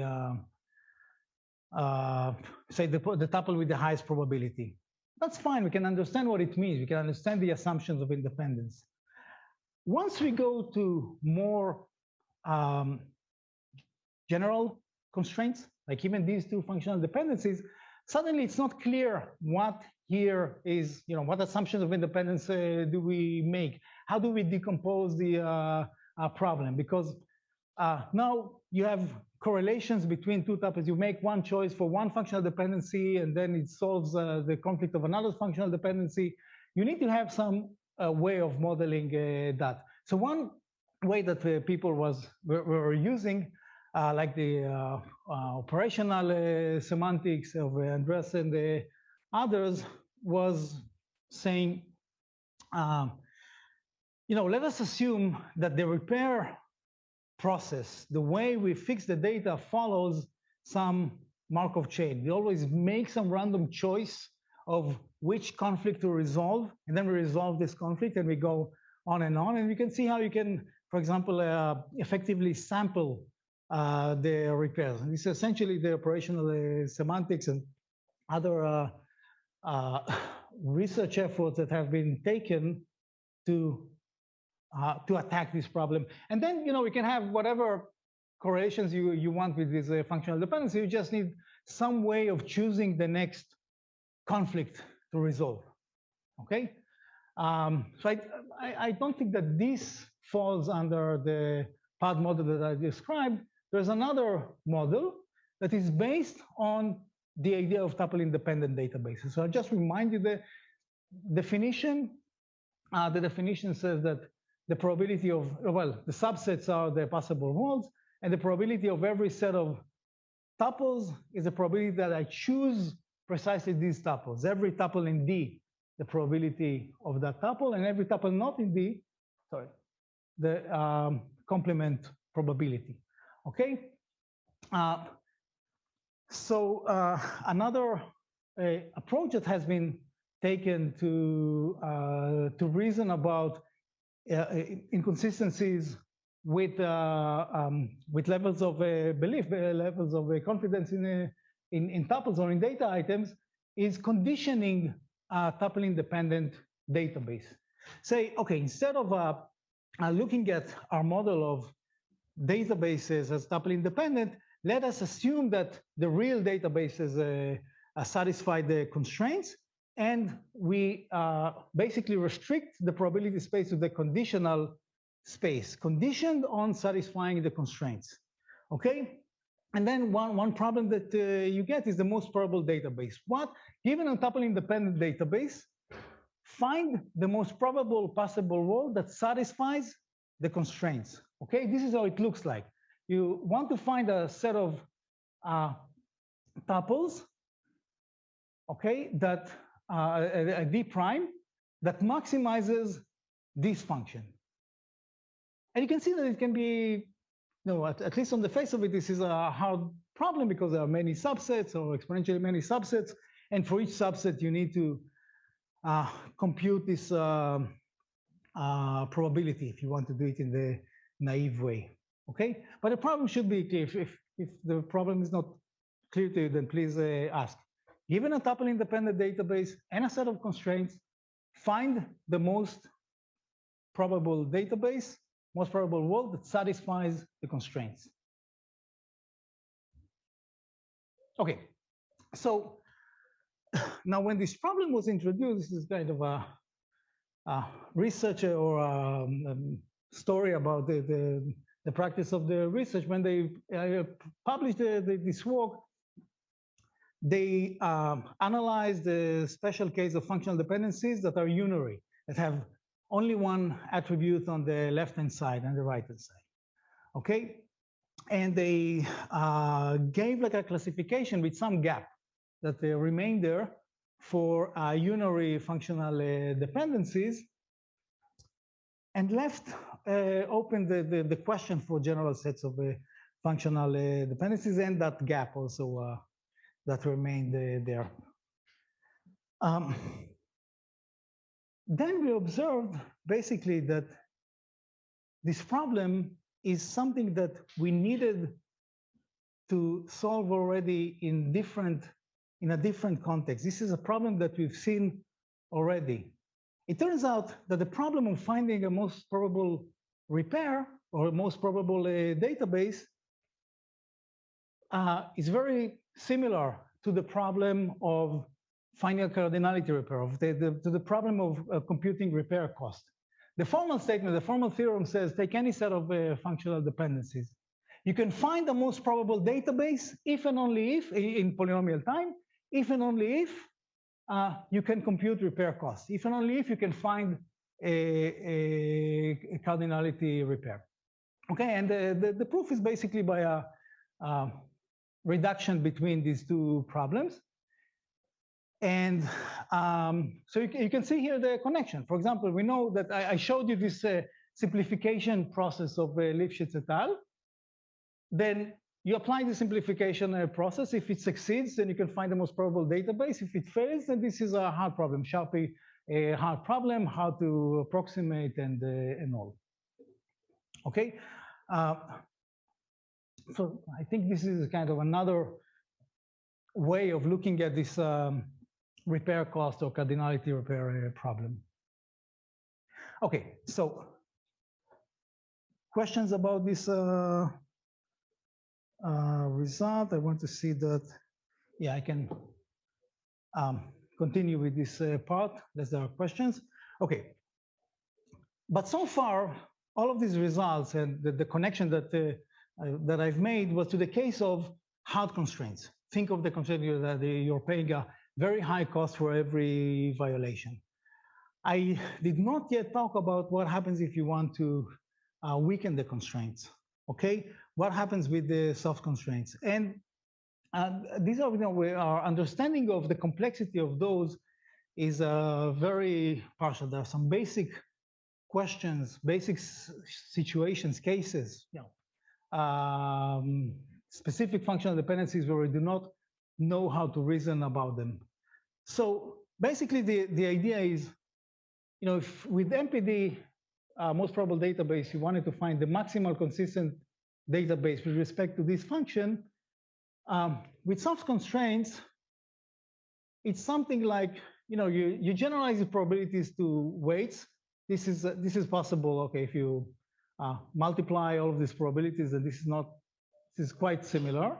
So you want to find a maximal, a subset D prime that maximizes some product of weights, or if you take the logs and the sum of logs, such that you pay this cost, you subtract by the cost of every violation. So basically your balance is you want to take as many tuples as possible because you're getting the weights for them, but then you want to minimize the violations that you have. You want to have a few violations as possible because you pay a cost for every violation. Okay, so we can think of it in terms of a probabilistic graphical model as if you have all of these tuples are kind of variables. I take them, I do not take them. And then you have these factors where a factor is connected to every tuple and to every violation. Okay, so you can see how it relates to, for example, this measure of counting the violations, but counting them with the weights. And this is an example that I usually like to explain. I think that people relate to that. So we have two sets of entities. Think of them as people, but two disjoint sets. And you have relationships between them. Okay, this is a special case of the problem. Now, each green wishes to be with the oranges that it connects to and vice versa. Okay? Now, in the standard matching problem, perfect matching or maximal matching, we'll find a subset of the edges such that everyone is connected to at most one. But now, okay, in addition to the costs of satisfying or denying these relationships, you also have a cost of violation. You allow some violations, okay, but you pay a cost for this violation. And then there's a left violation, right violation, and you want to find the best set of tuples, best set of edges, with respect to all of these costs that you're paying for denying relationships and the cost that you're paying for violating monogamy. Okay, so and this is one of the problems that we've been able to solve. One of the few cases we have some generalization using some variant of the flow problem, minimum cost maximum flow, where I won't explain what this graph means. It's basically the graph that the network that we built in order to solve the problem. I just tell you what this problem is. You want to find the best capacity, the best flow given the capacities of the network, but then you need to pay a cost for every edge. So among the best flows, the maximal flows, you want one that has the minimal cost, okay? And there are algorithms for that, and they behave nicely with respect to integral integer solutions and so on. And this is something that helped us. Okay? So with that, I'm going to the last segment, which is about attribution of responsibility. So here's the background. Okay, so I gave you these use cases or usages of inconsistency measures in the beginning. I'm going to talk about the right one that I promised. And the background is attempts of others and us also in the database community to provide some explanations of why we got some query answer. This is an example of a system that was demonstrated in the last SIGMOD, where you have a query, you're getting answers to this query, and you're clicking on an answer. You want to understand why you got that answer. So one explanation is to give the provenance graph, which can be large, and you heard from Val a lot about the provenance. So this is one kind of an explanation. Why did I get this answer? And another one is kind of giving the marginal explanation. What are the tuples that were important for me to infer infer this answer in the query? Now this is an abstract notion. Okay, what is the level of responsibility? Is this tuple being used? Is it crucial? If the tuple has an alternative, then does it have like zero responsibility? And this is this problem, this question of how to assign responsibility to situations where various entities collaborate in some complicated way. This is something that has been studied in many fields, something that economists have developed and so on. So this is basically the question that the background question that we started with, how to explain a query answer. And there were various proposals in the past. We've been pushing for the Shapley values, things like counterfactual analysis, like what is the minimum number of minimal change that you need to make in the database for the tuple that you want to explain, to attribute a responsibility to make a difference, make a yes answer to a non-answer, okay, or a causal effect, something that is based on a probabilistic databases. Okay, and then the idea is, okay, what is this query? So basically these responsibility measures were designed, or we thought about them, or others have thought about them in terms of standard database queries, conjunctive queries, uses of conjunctive queries. But your query can also be, do I have inconsistency? What is the level of inconsistency that I have? If this is your query, then you can ask, okay, now which are the tuples that are responsible for the inconsistency or the inconsistency measure that I'm seeing, or the level of inconsistency that I'm seeing in the database, and then you get a ranking of these tuples, and you can, these can be good candidates for inspection or fixing and so on. This can be used as like a general purpose guidance to how do I approach my database cleaning, or how do I understand why it is the case that I'm having an inconsistency. Okay, so for that we need some inconsistency measures.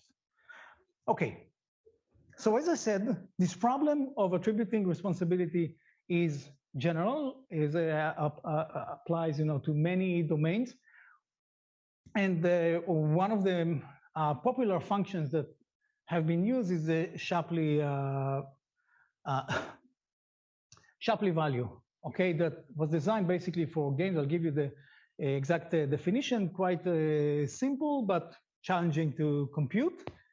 And Lloyd Shapley gave it we gave a nice theoretical explanation, basically saying, if you accept some axioms about how this responsibility should behave, then up to some of these axioms, there's only one function, which is the Shapley value. Okay, and this is, you know,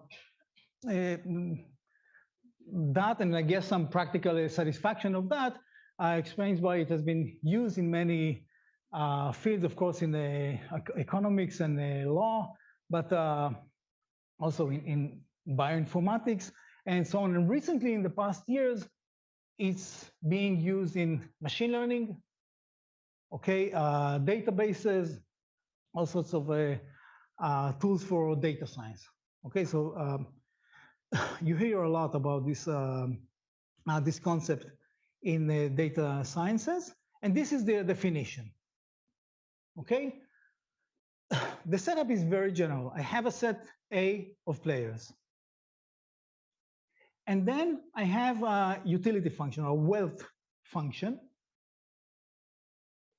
that, you know, we do not require anything. It just maps every subset into a wealth, into some value. Okay, and there's the value of the whole set of players, but every subset gives you some value, some partial value. And then the question is how to share the general wealth nu among the players. So you need to have a definition. This is the definition that Shapley gives, some formula that, you know, looks scary, but actually has a very clear, very simple probabilistic interpretation. So this is a game. Remember this game. You start with your set of players and you select a random one. You put them aside, no replacement. And that player has a cost, you know, the singleton set. Then you pick another one and another one. Now we want to explain the contribution of this red one, okay? So in this process, we just select players one by one. And again, every time we get an updated wealth function or wealth score. And at some point, we get to choose our guy, the item for which we wanted to quantify the contribution. And at that point, there is a change in the score, the change in the wealth. It is +5 now. It used to be 12, now it's 17.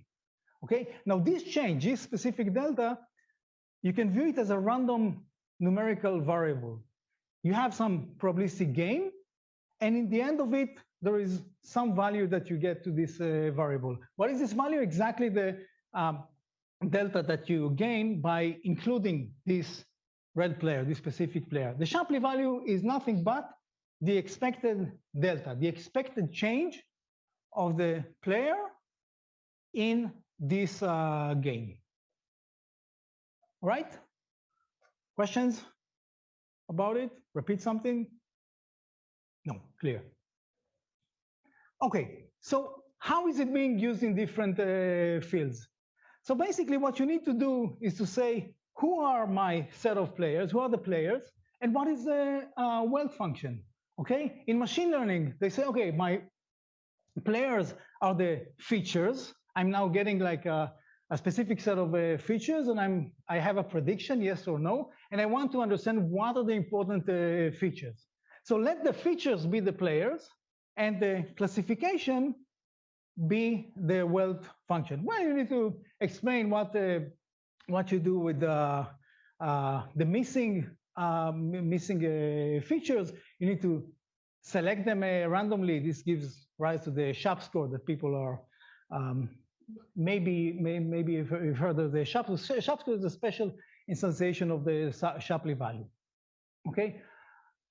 In database queries, we say, okay, let the tuples be the players, and let the answer be the wealth function. The answer can be a Boolean 1, 0. It can also be an aggregate function. That's what we've done there. Okay, and with inconsistency, it's quite obvious. If you want to your explanations to be at the tuple level, then your players are the tuples. And what is your well function? An inconsistency measure.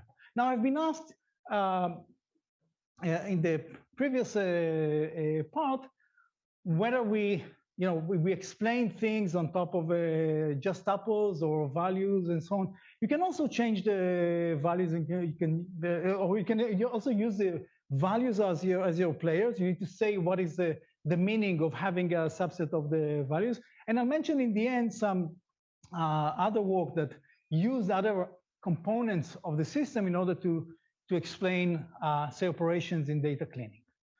Okay, but now we can stick to this definition, very clear, and that gives us, very clear, well-defined computational problems. Yes. Can you briefly tell us the rational assumptions when you define Shapley value and how it applies to tuples? You said there are some rationality assumptions about the gain that you need for this value to make sense. About what are these rationalities? Basically, there are a few of them. They say, if you have, if a tuple doesn't change the value for every set, then its contribution should be 0. If you have 2 games, then the sum of these, the contribution of the 2 games is the sum of the contributions of the 2, or if your well function is the sum of well function of 2 games, and it is the sum. Something else is that the function basically does not distinguish between players that behave in the same way, that are equivalent under this formalism. So it gives them the same contribution. These are essentially very basic axioms of the Shapley. And again, nothing to do with tuples or databases or law or anything. This is just about the game. Think of it as follows. The immediate way would be to say, is a tuple important? Well, let's see if we remove it. Does it change anything? Well, it doesn't, because there's an alternative to this tuple. But you don't need much in order for this tuple to make a difference. Whereas some other tuple, you need to work a lot in order to get it. And then there can be complex situations. The tuple is effective only in the presence of others. So that's why this, that's why this level of generality matches all of these cases, right? You make no assumptions basically on the use. But then, if you want to apply it to some specific case, then you need to compute it. And this is reasoning about this expected value. Computing this marginal probability or expectation might be non-trivial. So here's a question, or here's a computational problem. Again, data complexity, fixing S and sigma, and some inconsistency measure. And now I'm giving you a database D and a tuple DT of in the database.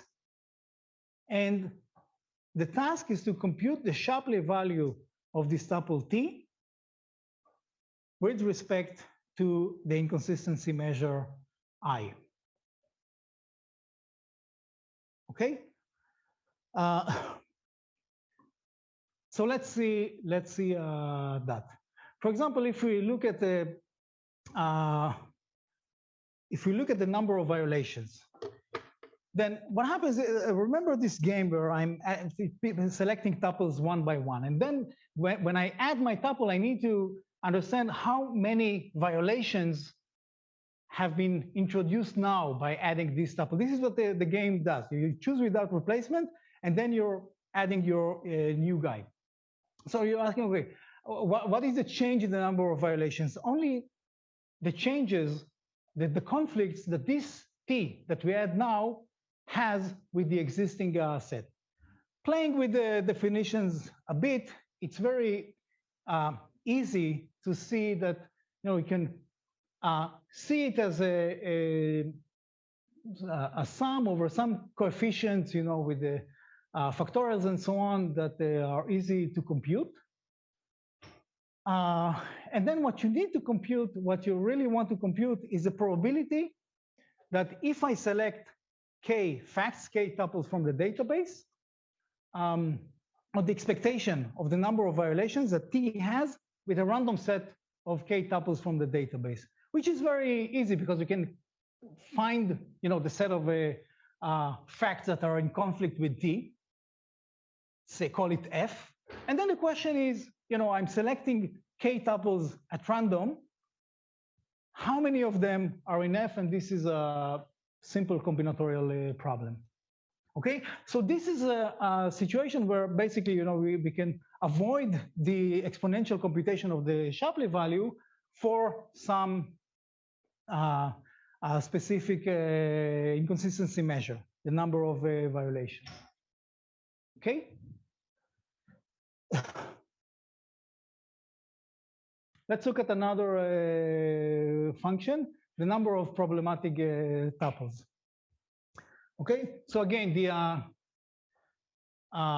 when in our game, when T is being added, it may be the case that T is problematic because it conflicts with some others, and then others who were not problematic become now problematic because T is being introduced.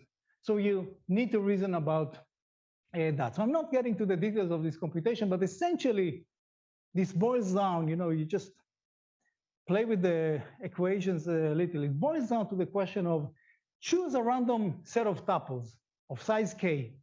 How many of them are problematic with respect to that set? How many of them are in conflict with one another? And you can apply some standard trick of a probabilistic analysis. Say, let's have a random variable for each tuple saying that it has been chosen to participate in this set of k tuples, and it is in conflict with something else in that set of tuples. You apply the linearity of expectation, and basically, you know, what is the probability that when I choose a set of k tuples, I choose T and some other conflict of T. And again, this is a simple combinatorial problem. Okay, so you see, you know, this is another situation where we can compute the Shapley values of the tuples in polynomial time. Okay, so we've been analyzing the complexity of the Shapley value for the different measures that I mentioned, and I gave you the rationale for these two, violations and problematic.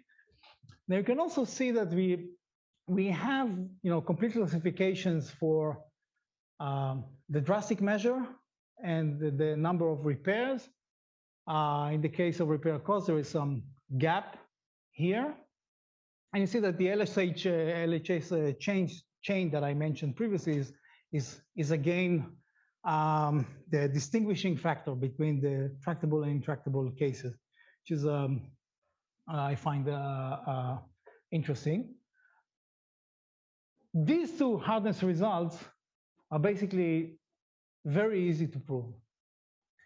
And the idea is the following. A general property of the Shapley value is that when you sum up the Shapley values, this is another one of the axioms that I mentioned. If you sum up the Shapley values of all the players, you get the total score, because this is, you know, you split the contribution among the players. So the sum of the contributions is the total score. Now, if you know how to compute the Shapley value, you take the sum of the Shapley values of all your tuples and you get the original inconsistency measure. If your inconsistency measure was hard to compute to begin with, then the Shapley value is also hard. Okay, this is a reduction.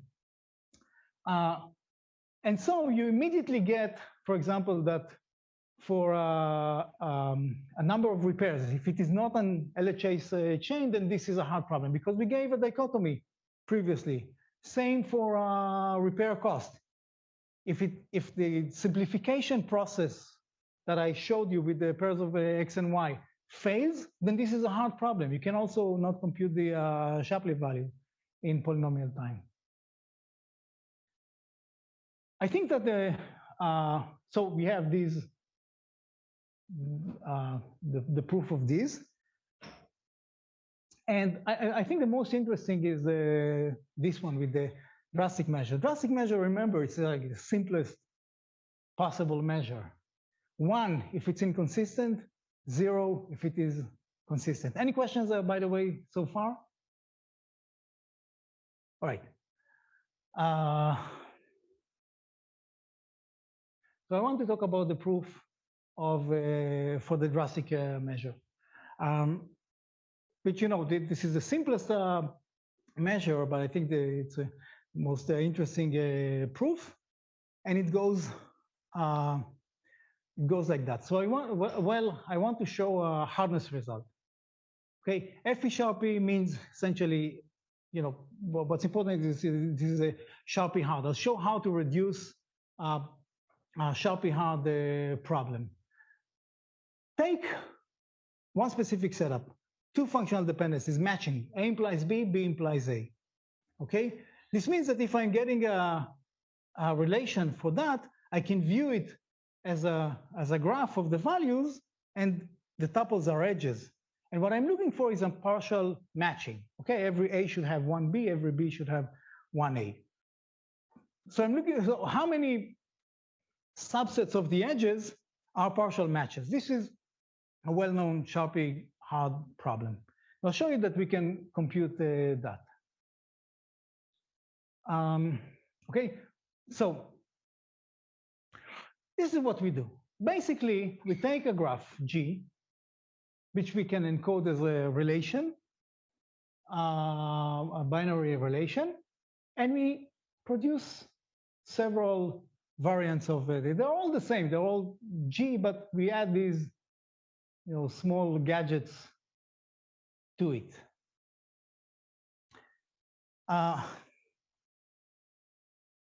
Okay, and then what is the Shapley value? So remember the game. Basically, what we want to measure is the probability that when the tuple added, it makes a difference. So in the drastic measure, you have a question? In the drastic measure, what can happen? The inconsistency was 0, and then it became 1. That's the only change that can happen. If it was 1, it will remain 1. Okay? The only question is, when you add this tuple t to the game, does it change inconsistency from 0 to 1? This means that in order for t to make a difference, we need to select like k tuples. They should form a partial matching. They should be fine in terms of the matching, because again, we should be 0 to begin with. And we should select before t exactly one of these edges, so that when t comes, suddenly it introduces an inconsistency. All right, so we get this function. I won't get, but this is essentially what I was saying, the combinatorics of that, the different ways of selecting that. What's important is that we also have this measure of how many subsets of edges of size k are partial matches. Okay, how does it help? Now we have all of these instances, and we can write them down in a matrix. Okay, we can write every one of these equations for each of the graphs that I created as, you know, a line times this row of the matches equals, you know, the Shapley values. Now, here's the reduction. Assume that I know how to compute the Shapley values. Okay, so assume that this is something that we can compute, and we also can compute, you know, all of these numbers. And in fact, if we play with the numbers, divide, multiply by some non-zero constant, the columns and rows, and basically we get to this nice form of matrix, which is known to be non-singular. Okay, so basically we have non-singular solvable full rank set of equations where our variables are these guys, the number of partial matches of size 0, 1, 2, 3. And given that it is full rank, we can actually solve this problem. We can actually find the solutions to this set of equations, and therefore compute the number of partial matchings of each size, and you can sum them up and get the total number of partial matchings of a graph.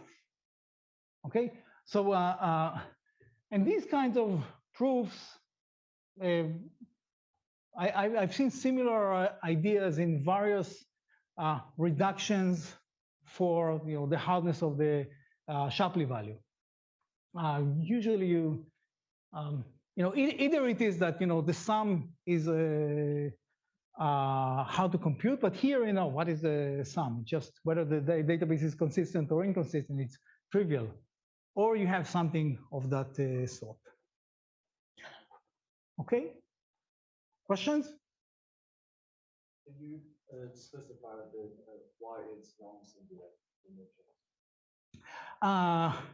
No, I cannot specify why it is a non-singular. It's written somewhere. Maybe Antoine knows better the reason. He has actually delved into this publication. But yeah, this is it arises in several situations, and mathematicians looked at them. I think the determinant is something like what? I only know the fundamental matrices. Yes. For this, it's also quite plausible. So if you look at the rows, then the growth increases so much that it's plausible that you cannot combine one with the linear combinations of the others. Mm. That's not a proof, but it's an intuition. It's an intuition. Okay. I'll accept it. Okay, and then, so we showed it for just one case, just for ABBA. But remember that what we want to show is that the problem is hard for every set of functional dependencies that is not an LHS chain. And we get that for free, basically, because we already showed in the case of counting repairs that there is a fact-wise reduction from ABBA to every set of functional dependencies that doesn't have an LHS. It's not an LHS chain. All right? So this is the end of the proof. And there are also approximation results. There are some basic open problems regarding a number of repairs, some justified, like long open problems. Let me talk about when we can get approximations of the Shapley value. This is actually quite simple. If you look at the drastic measure and the cardinality, then what happens is that when you add a tuple, you can change the inconsistency by at most 1. So this is the probability. The question is, what is the probability that when I add this tuple to my game of Shapley, the inconsistency changes from 0 to 1? So you can just sample, try out this game in many trials, and what you get is an approximation. But you get an additive approximation. Usually we're looking for multiplicative approximations, okay? But it turns out that in some situations, if you get an additive approximation, then it is also giving you a good multiplicative approximation. Why so? Because there is some gap property. Here, the gap property says that if the Shapley value is non-zero, then it is at least a significant number, at least 1 over polynomial. If you have this gap property and you have an approximation algorithm for that gives you an additive guarantee, like for every epsilon, you run in time 1 over epsilon plus maybe some function of how much what is the probability of making mistakes, times polynomial in the data. That's FRA. So if you have an additive guarantee, you also have a multiplicative guarantee in this case. Okay? Okay, so another use of the Shapley value of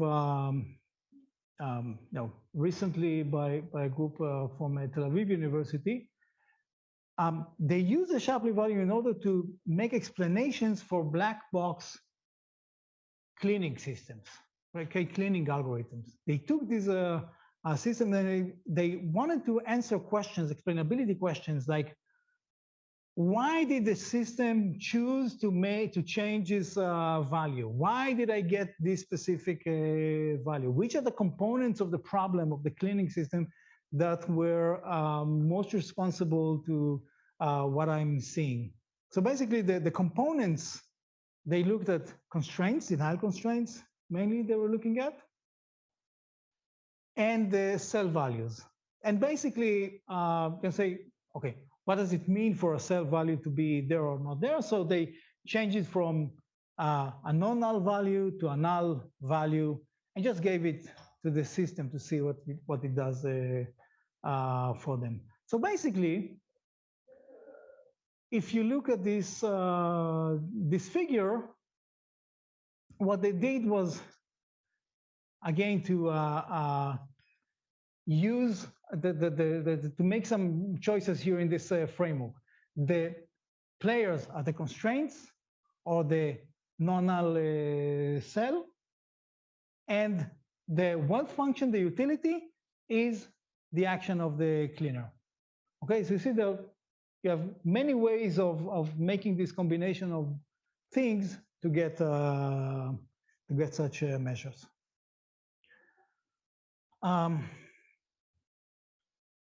Okay, so I'll basically make some concluding remarks now. This is a good time for questions if you have them. Yes.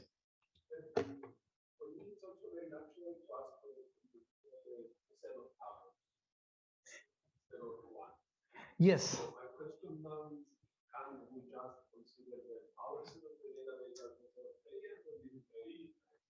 So it's a good question. I think it's a general question of, how do you generalize from individual players to sets of players? And there have been several proposals and axiomatic analysis of doing that. One of the option is, right, see every subset, look at the power set and see every subset as a player. And then we have several subsets, it's the union of the players. This is one of the approach. I think that there is more than one approach to that. We didn't look into that. I think this would be very useful, very, very interesting, and should relate to some axiomatic treatments. Yes?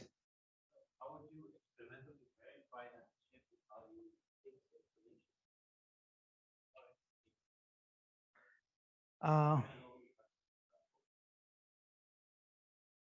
Yes, it's a good question. It came. I think this question arises already in explanations for databases, and we've been looking at proposals that have been made in the past, and this is something that bothered us along the way. In a sense, there is some tension between doing general database research that is cross domains and solving real problems. If you do not make any assumption on the domain, you need something that has a justification. We've been looking at the past explanations of measures, and we couldn't really see what justifies them. The choice of the Shapley value is basically because if we want to have some measure that doesn't make any assumption on the domain, then we take this general one, and it's justified by the theory of Shapley and by the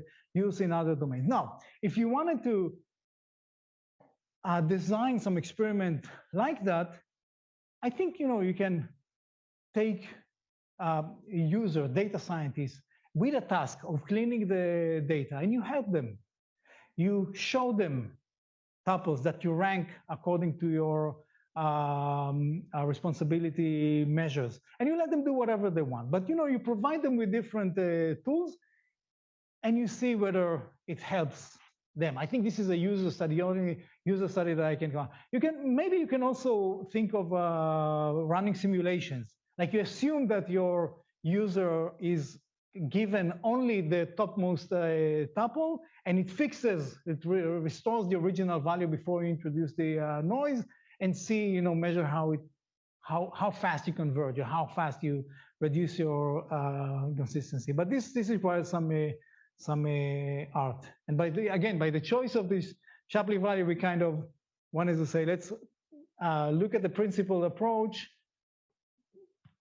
Well, yeah, that needs to be complemented with this empirical approach. I don't know that, as far as I know, nothing of that. So, but there's a lot of work now on exploratory data analysis and exploratory quality management, and probably, I guess people from the Tel Aviv University at some point, at least they will pick up on this. Yes. Yes. We would like to assign the responsibility now to data values instead of tuple. How will you do it? Because the players now will become data values, and now you don't have a set of players. Maybe you should use the bag players instead. How do you correlate the data value to the particular amount of tuples in here? Because maybe it's inconsistent in one tuple but not in another. So how will you do that? So I think it's reminiscent of what happens in machine learning when you say, let's select a set of features, but then your machine learning model doesn't know how to operate on a sum of the features. It needs all of the features to be there, and you need to define what do you do. What is the utility of some of a subset of the features? What they do there is that all of the missing values, they pick them randomly from some distribution. What Deutsch et al. Did in their work was to say, if the value is not there, let's see what the system does with that. These are the ways that that I see as feasible. But indeed, there's a modeling issue when you move from tuples that you can fully insert or eliminate or remove compared to values. Yeah. Yes, Paul. Yeah. So I don't know if in this paper they try to compare these approaches very different. Something very simple in terms of baseline, like since you have the constraints, you can just count the number of violations that are involved.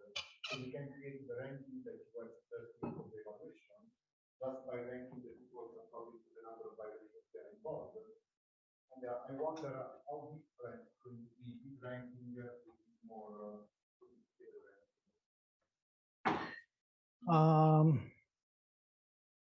Yes, it's a good question. I do not know exactly what they did there. We did something similar in the context of explaining query answers in this demo that I showed. So it was not about inconsistency, it was about query evaluation. And we did experiments like that, like take, the complex computation of the Shapley value with all of its guarantees and so on, compare it to something that is very simple, like count thing. And we saw that there is a division of cases where at least the ranking, you don't get the same numbers. It's not, there's no reason to assume that these are the same numbers, but the ranking is very similar in some situations. And in some situations, it can be very far. And, we also show that it's easy to engineer like artificial examples where these are very different. So I think in terms of that, it was, I'm not sure what they did in that paper. I won't be surprised if it was, but they're a very good question, very relevant question. And in fact, if you find that something simple works as a replacement of the Shapley value and is empirically the same, it kind of relates what you can do in practice, the approaches that you're using to approaches that have the theoretical guarantee. So, okay, empirically, we saw that although there's not too much theory or theoretical basis to justify these measures, we've seen that it is more or less the same in terms of the ranking to things that are justified theoretically and used across domains. Yes. Wait. Yeah, I mean, you ask a second question, so you might want. So I was wondering, so far only been considering inconsistency measures also that are based on the. So how much worse does the Shapley value calculate? How much worse the complexity is?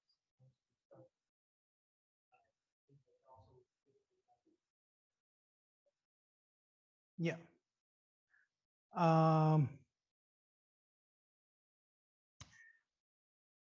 So the answer is no. This is something that this is one of the open questions that I'm going to mention, but supporting these kinds of operations makes the analysis much more complicated when you are allowed to change values, especially if the change itself, there is a small change, the large change.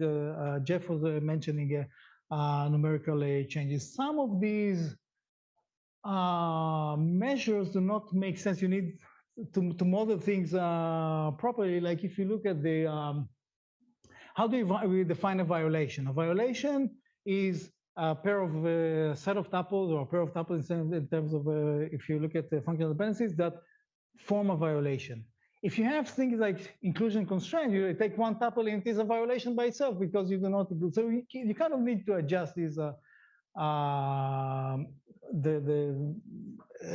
definitions.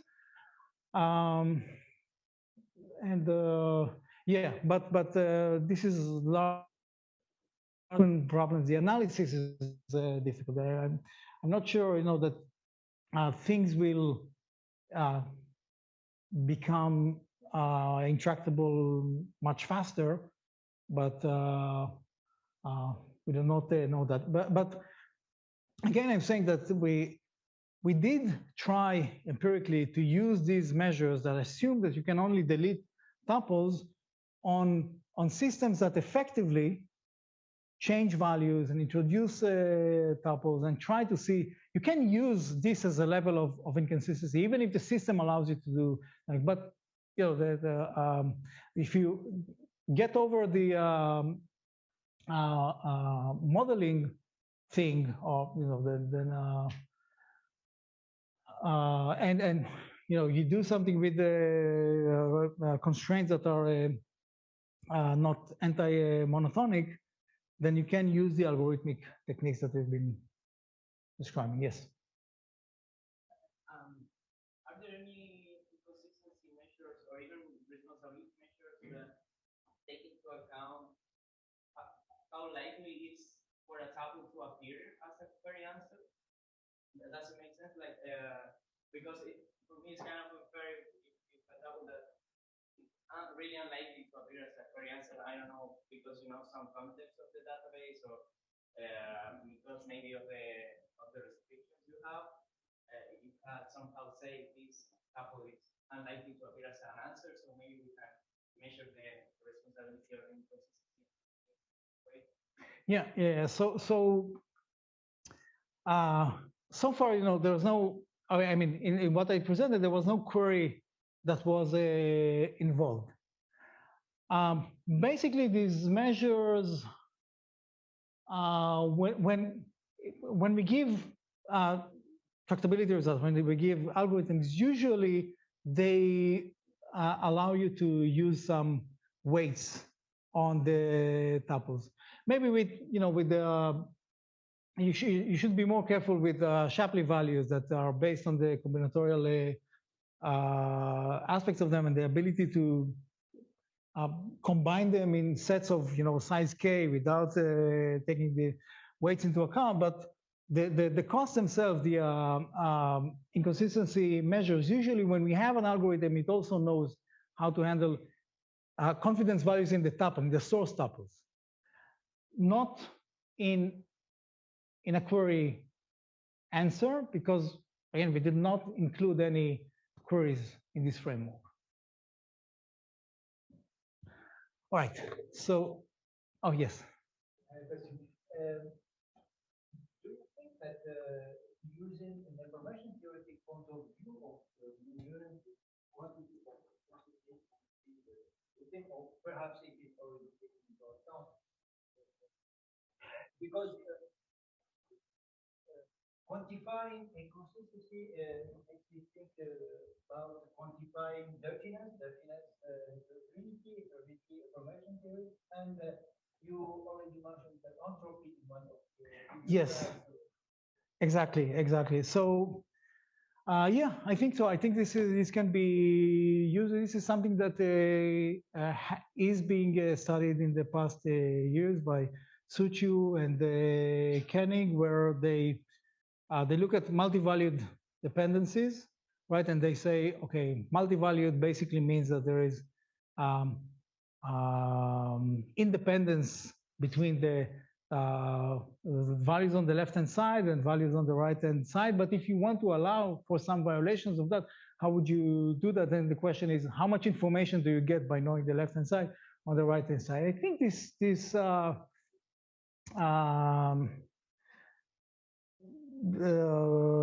there is much sense in using that not only for multi-value dependencies, also for other types of constraints. It is interesting. I think if you're using this information theoretic, correct me if I'm wrong, but usually you want to talk about some form of independence, some way of bounding the independence. Not all of these constraints correspond to such a independence, but certainly this is one of the nice ways I think that people in the past years have been generalizing some of the dependencies from the traditional database theory. Does the measure like counting automorphisms or homomorphisms make sense as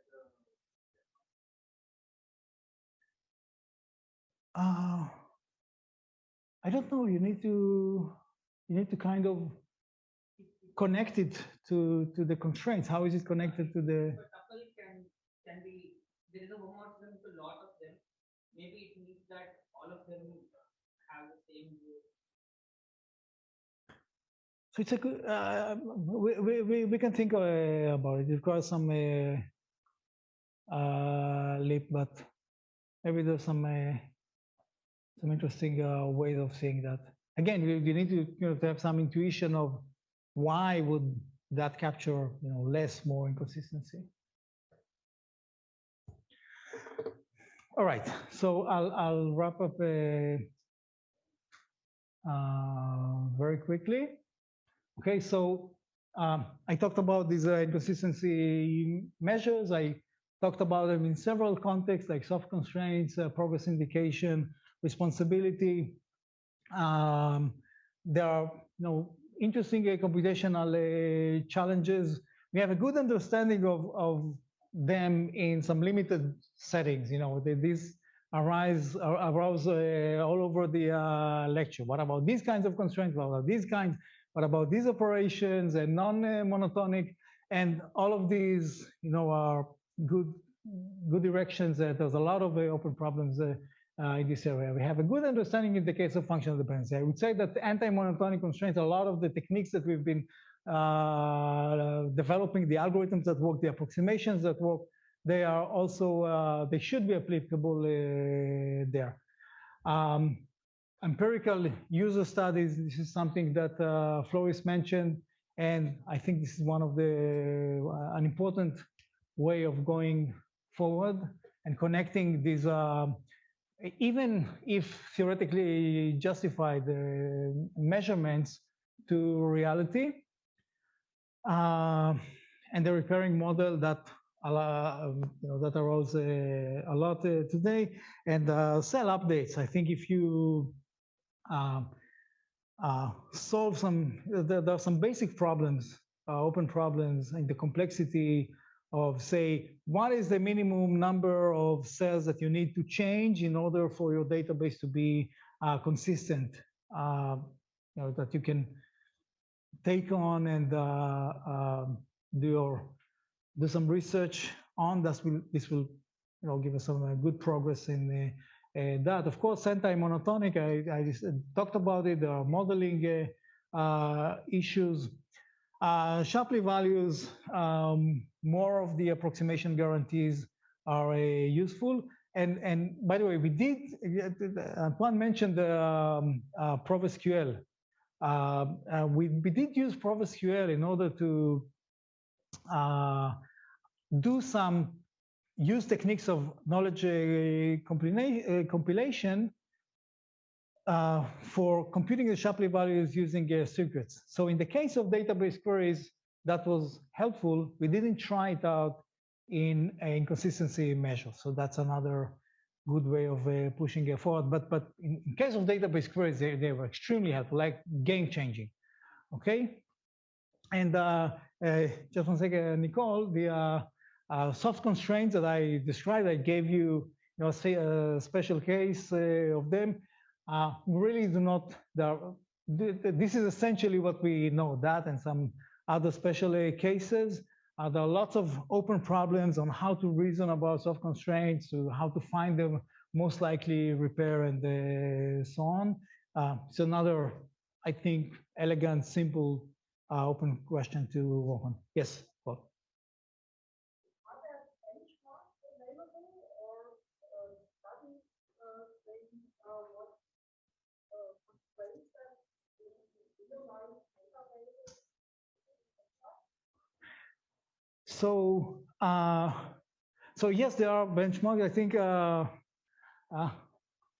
Paolo and Floris are in much better position to talk about such benchmarks, but they exist, and there are benchmarks,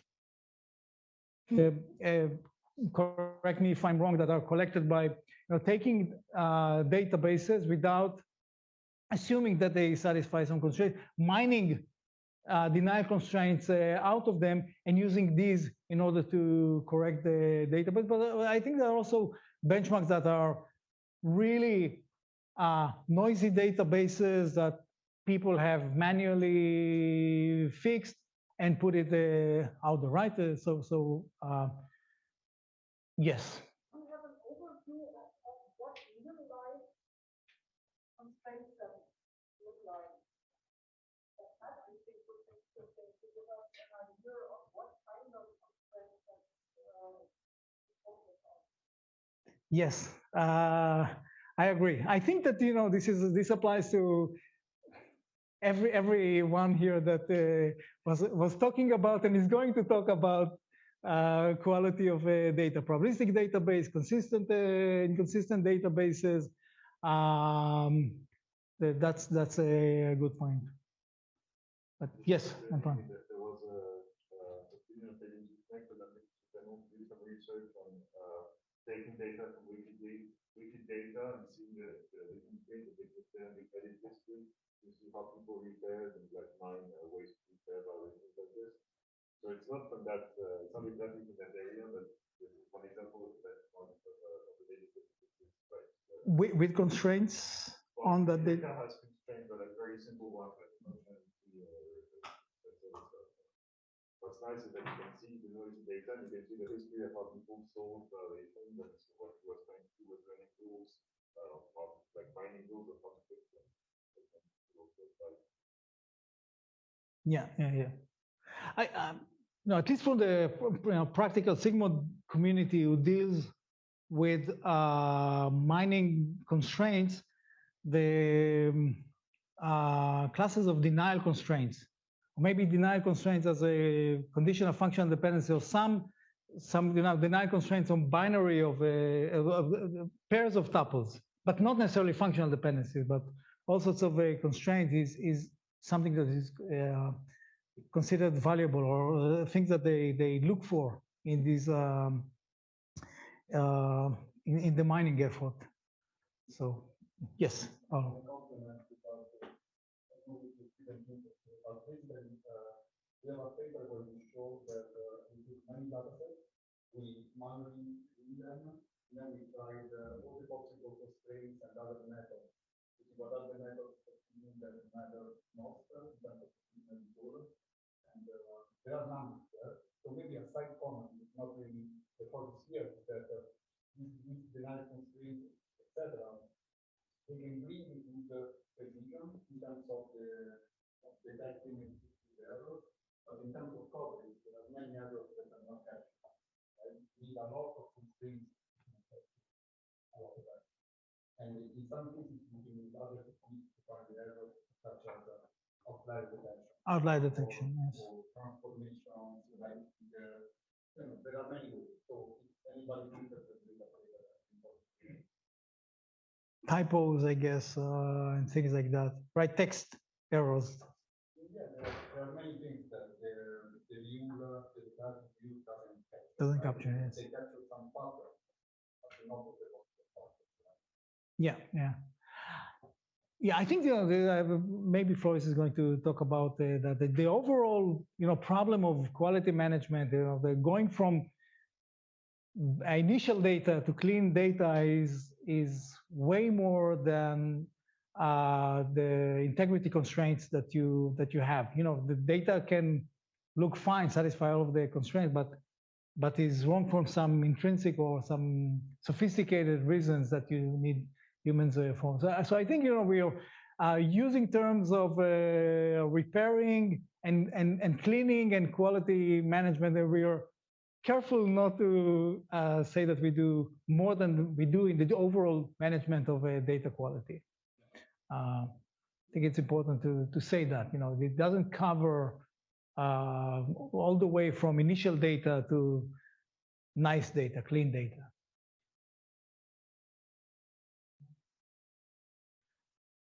Right? Yeah.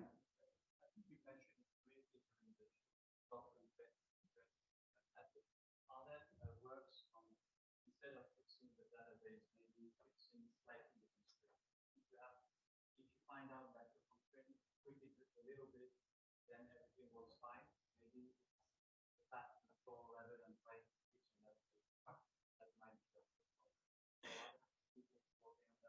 so good question. There is those that I mentioned throughout the talk, Grant and the Hunter and the Parisi, look at things from the KR perspective, but they I think following the work that was done in databases, they started also looking at databases and denial constraint. And maybe for the reasons that you mentioned, they study the properties of their inconsistency measures in terms of how the database changes. They kind of assume that the constraints are there, they're fixed, and talk about what happens with changes over the database. And so I think this is the focus there in terms of the kind of things that relating these to inconsistency measures or understanding the goodness of inconsistency measures with respect to changes in the database. Maybe this is what you were referring to. We didn't do much on that. Yes. Yeah. And there are a couple of figures from that have on the problem that the data change over time. So maybe your constraints are no longer updated, and then they try to address these things and constraint out of the time. I don't know how applied they are. I mean, they are interesting, but it's marginal, but there are. Does that answer your question? More like we don't want to touch, and we can want to touch the data, maybe just modifying it a little bit to constraint to be more efficient. And is there a better technique than just try potential constraints and seeing which are like how do they there a way to explore in the set of Okay. So in kind of the experiments that I showed in the beginning, instead of saying the data gets more dirty, the constraints become more stricter. No, it's a good thing. You have enough span of these constraints, but probably with these techniques of mining constraints, you can look at same data and more of the denial constraints. That good point. It's yeah, we should experiment with that. I'm not aware of assessing the measurements, the inconsistency measurements according to this experiment. Yes, Flores. Yeah, of course, if your data becomes too inconsistent for your constraints. No, but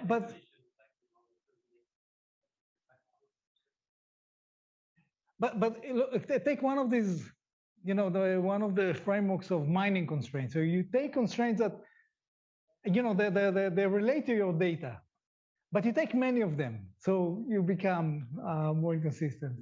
Yes. Are there any studies like where they use in a evolving context, no? Because maybe your database is getting new information all the time. Is it possible to use the inconsistency measures to allow or not allow a new tuple to enter the database? Just like a prevention system? So I don't know exactly what you're referring to. I think the basic idea of constraints is to disallow inconsistent data. Yeah, the only thing that comes to my mind in the way that you were describing it is the aspects of the currency of data. Maybe Flores will also talk about it. You want to talk about it, but you can find it in the book, right? In the book, you talk about the currency of data. The book that I was referring to. I don't know how to say. I don't know anything more intelligent about that. Maybe it's true that there are the constraints, but once the database is inconsistent already, maybe it's too hard to check for. So you're saying something like, you accept inconsistency, but at some point you say, that's enough, that's too much. So. Yeah, this is of course not an answer for this.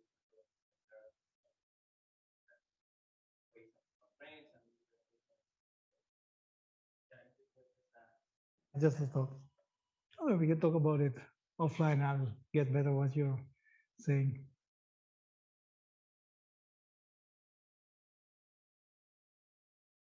Are there any other questions? Okay, quite a few. It's quite lively. Yeah, well, I got the entire day, right? I have 3 more hours to go. Okay. Yeah. The group who is with me will continue. I guess then we'll stop here so you guys have enough time to, do your stuff or other things. Let's thank Kenny again.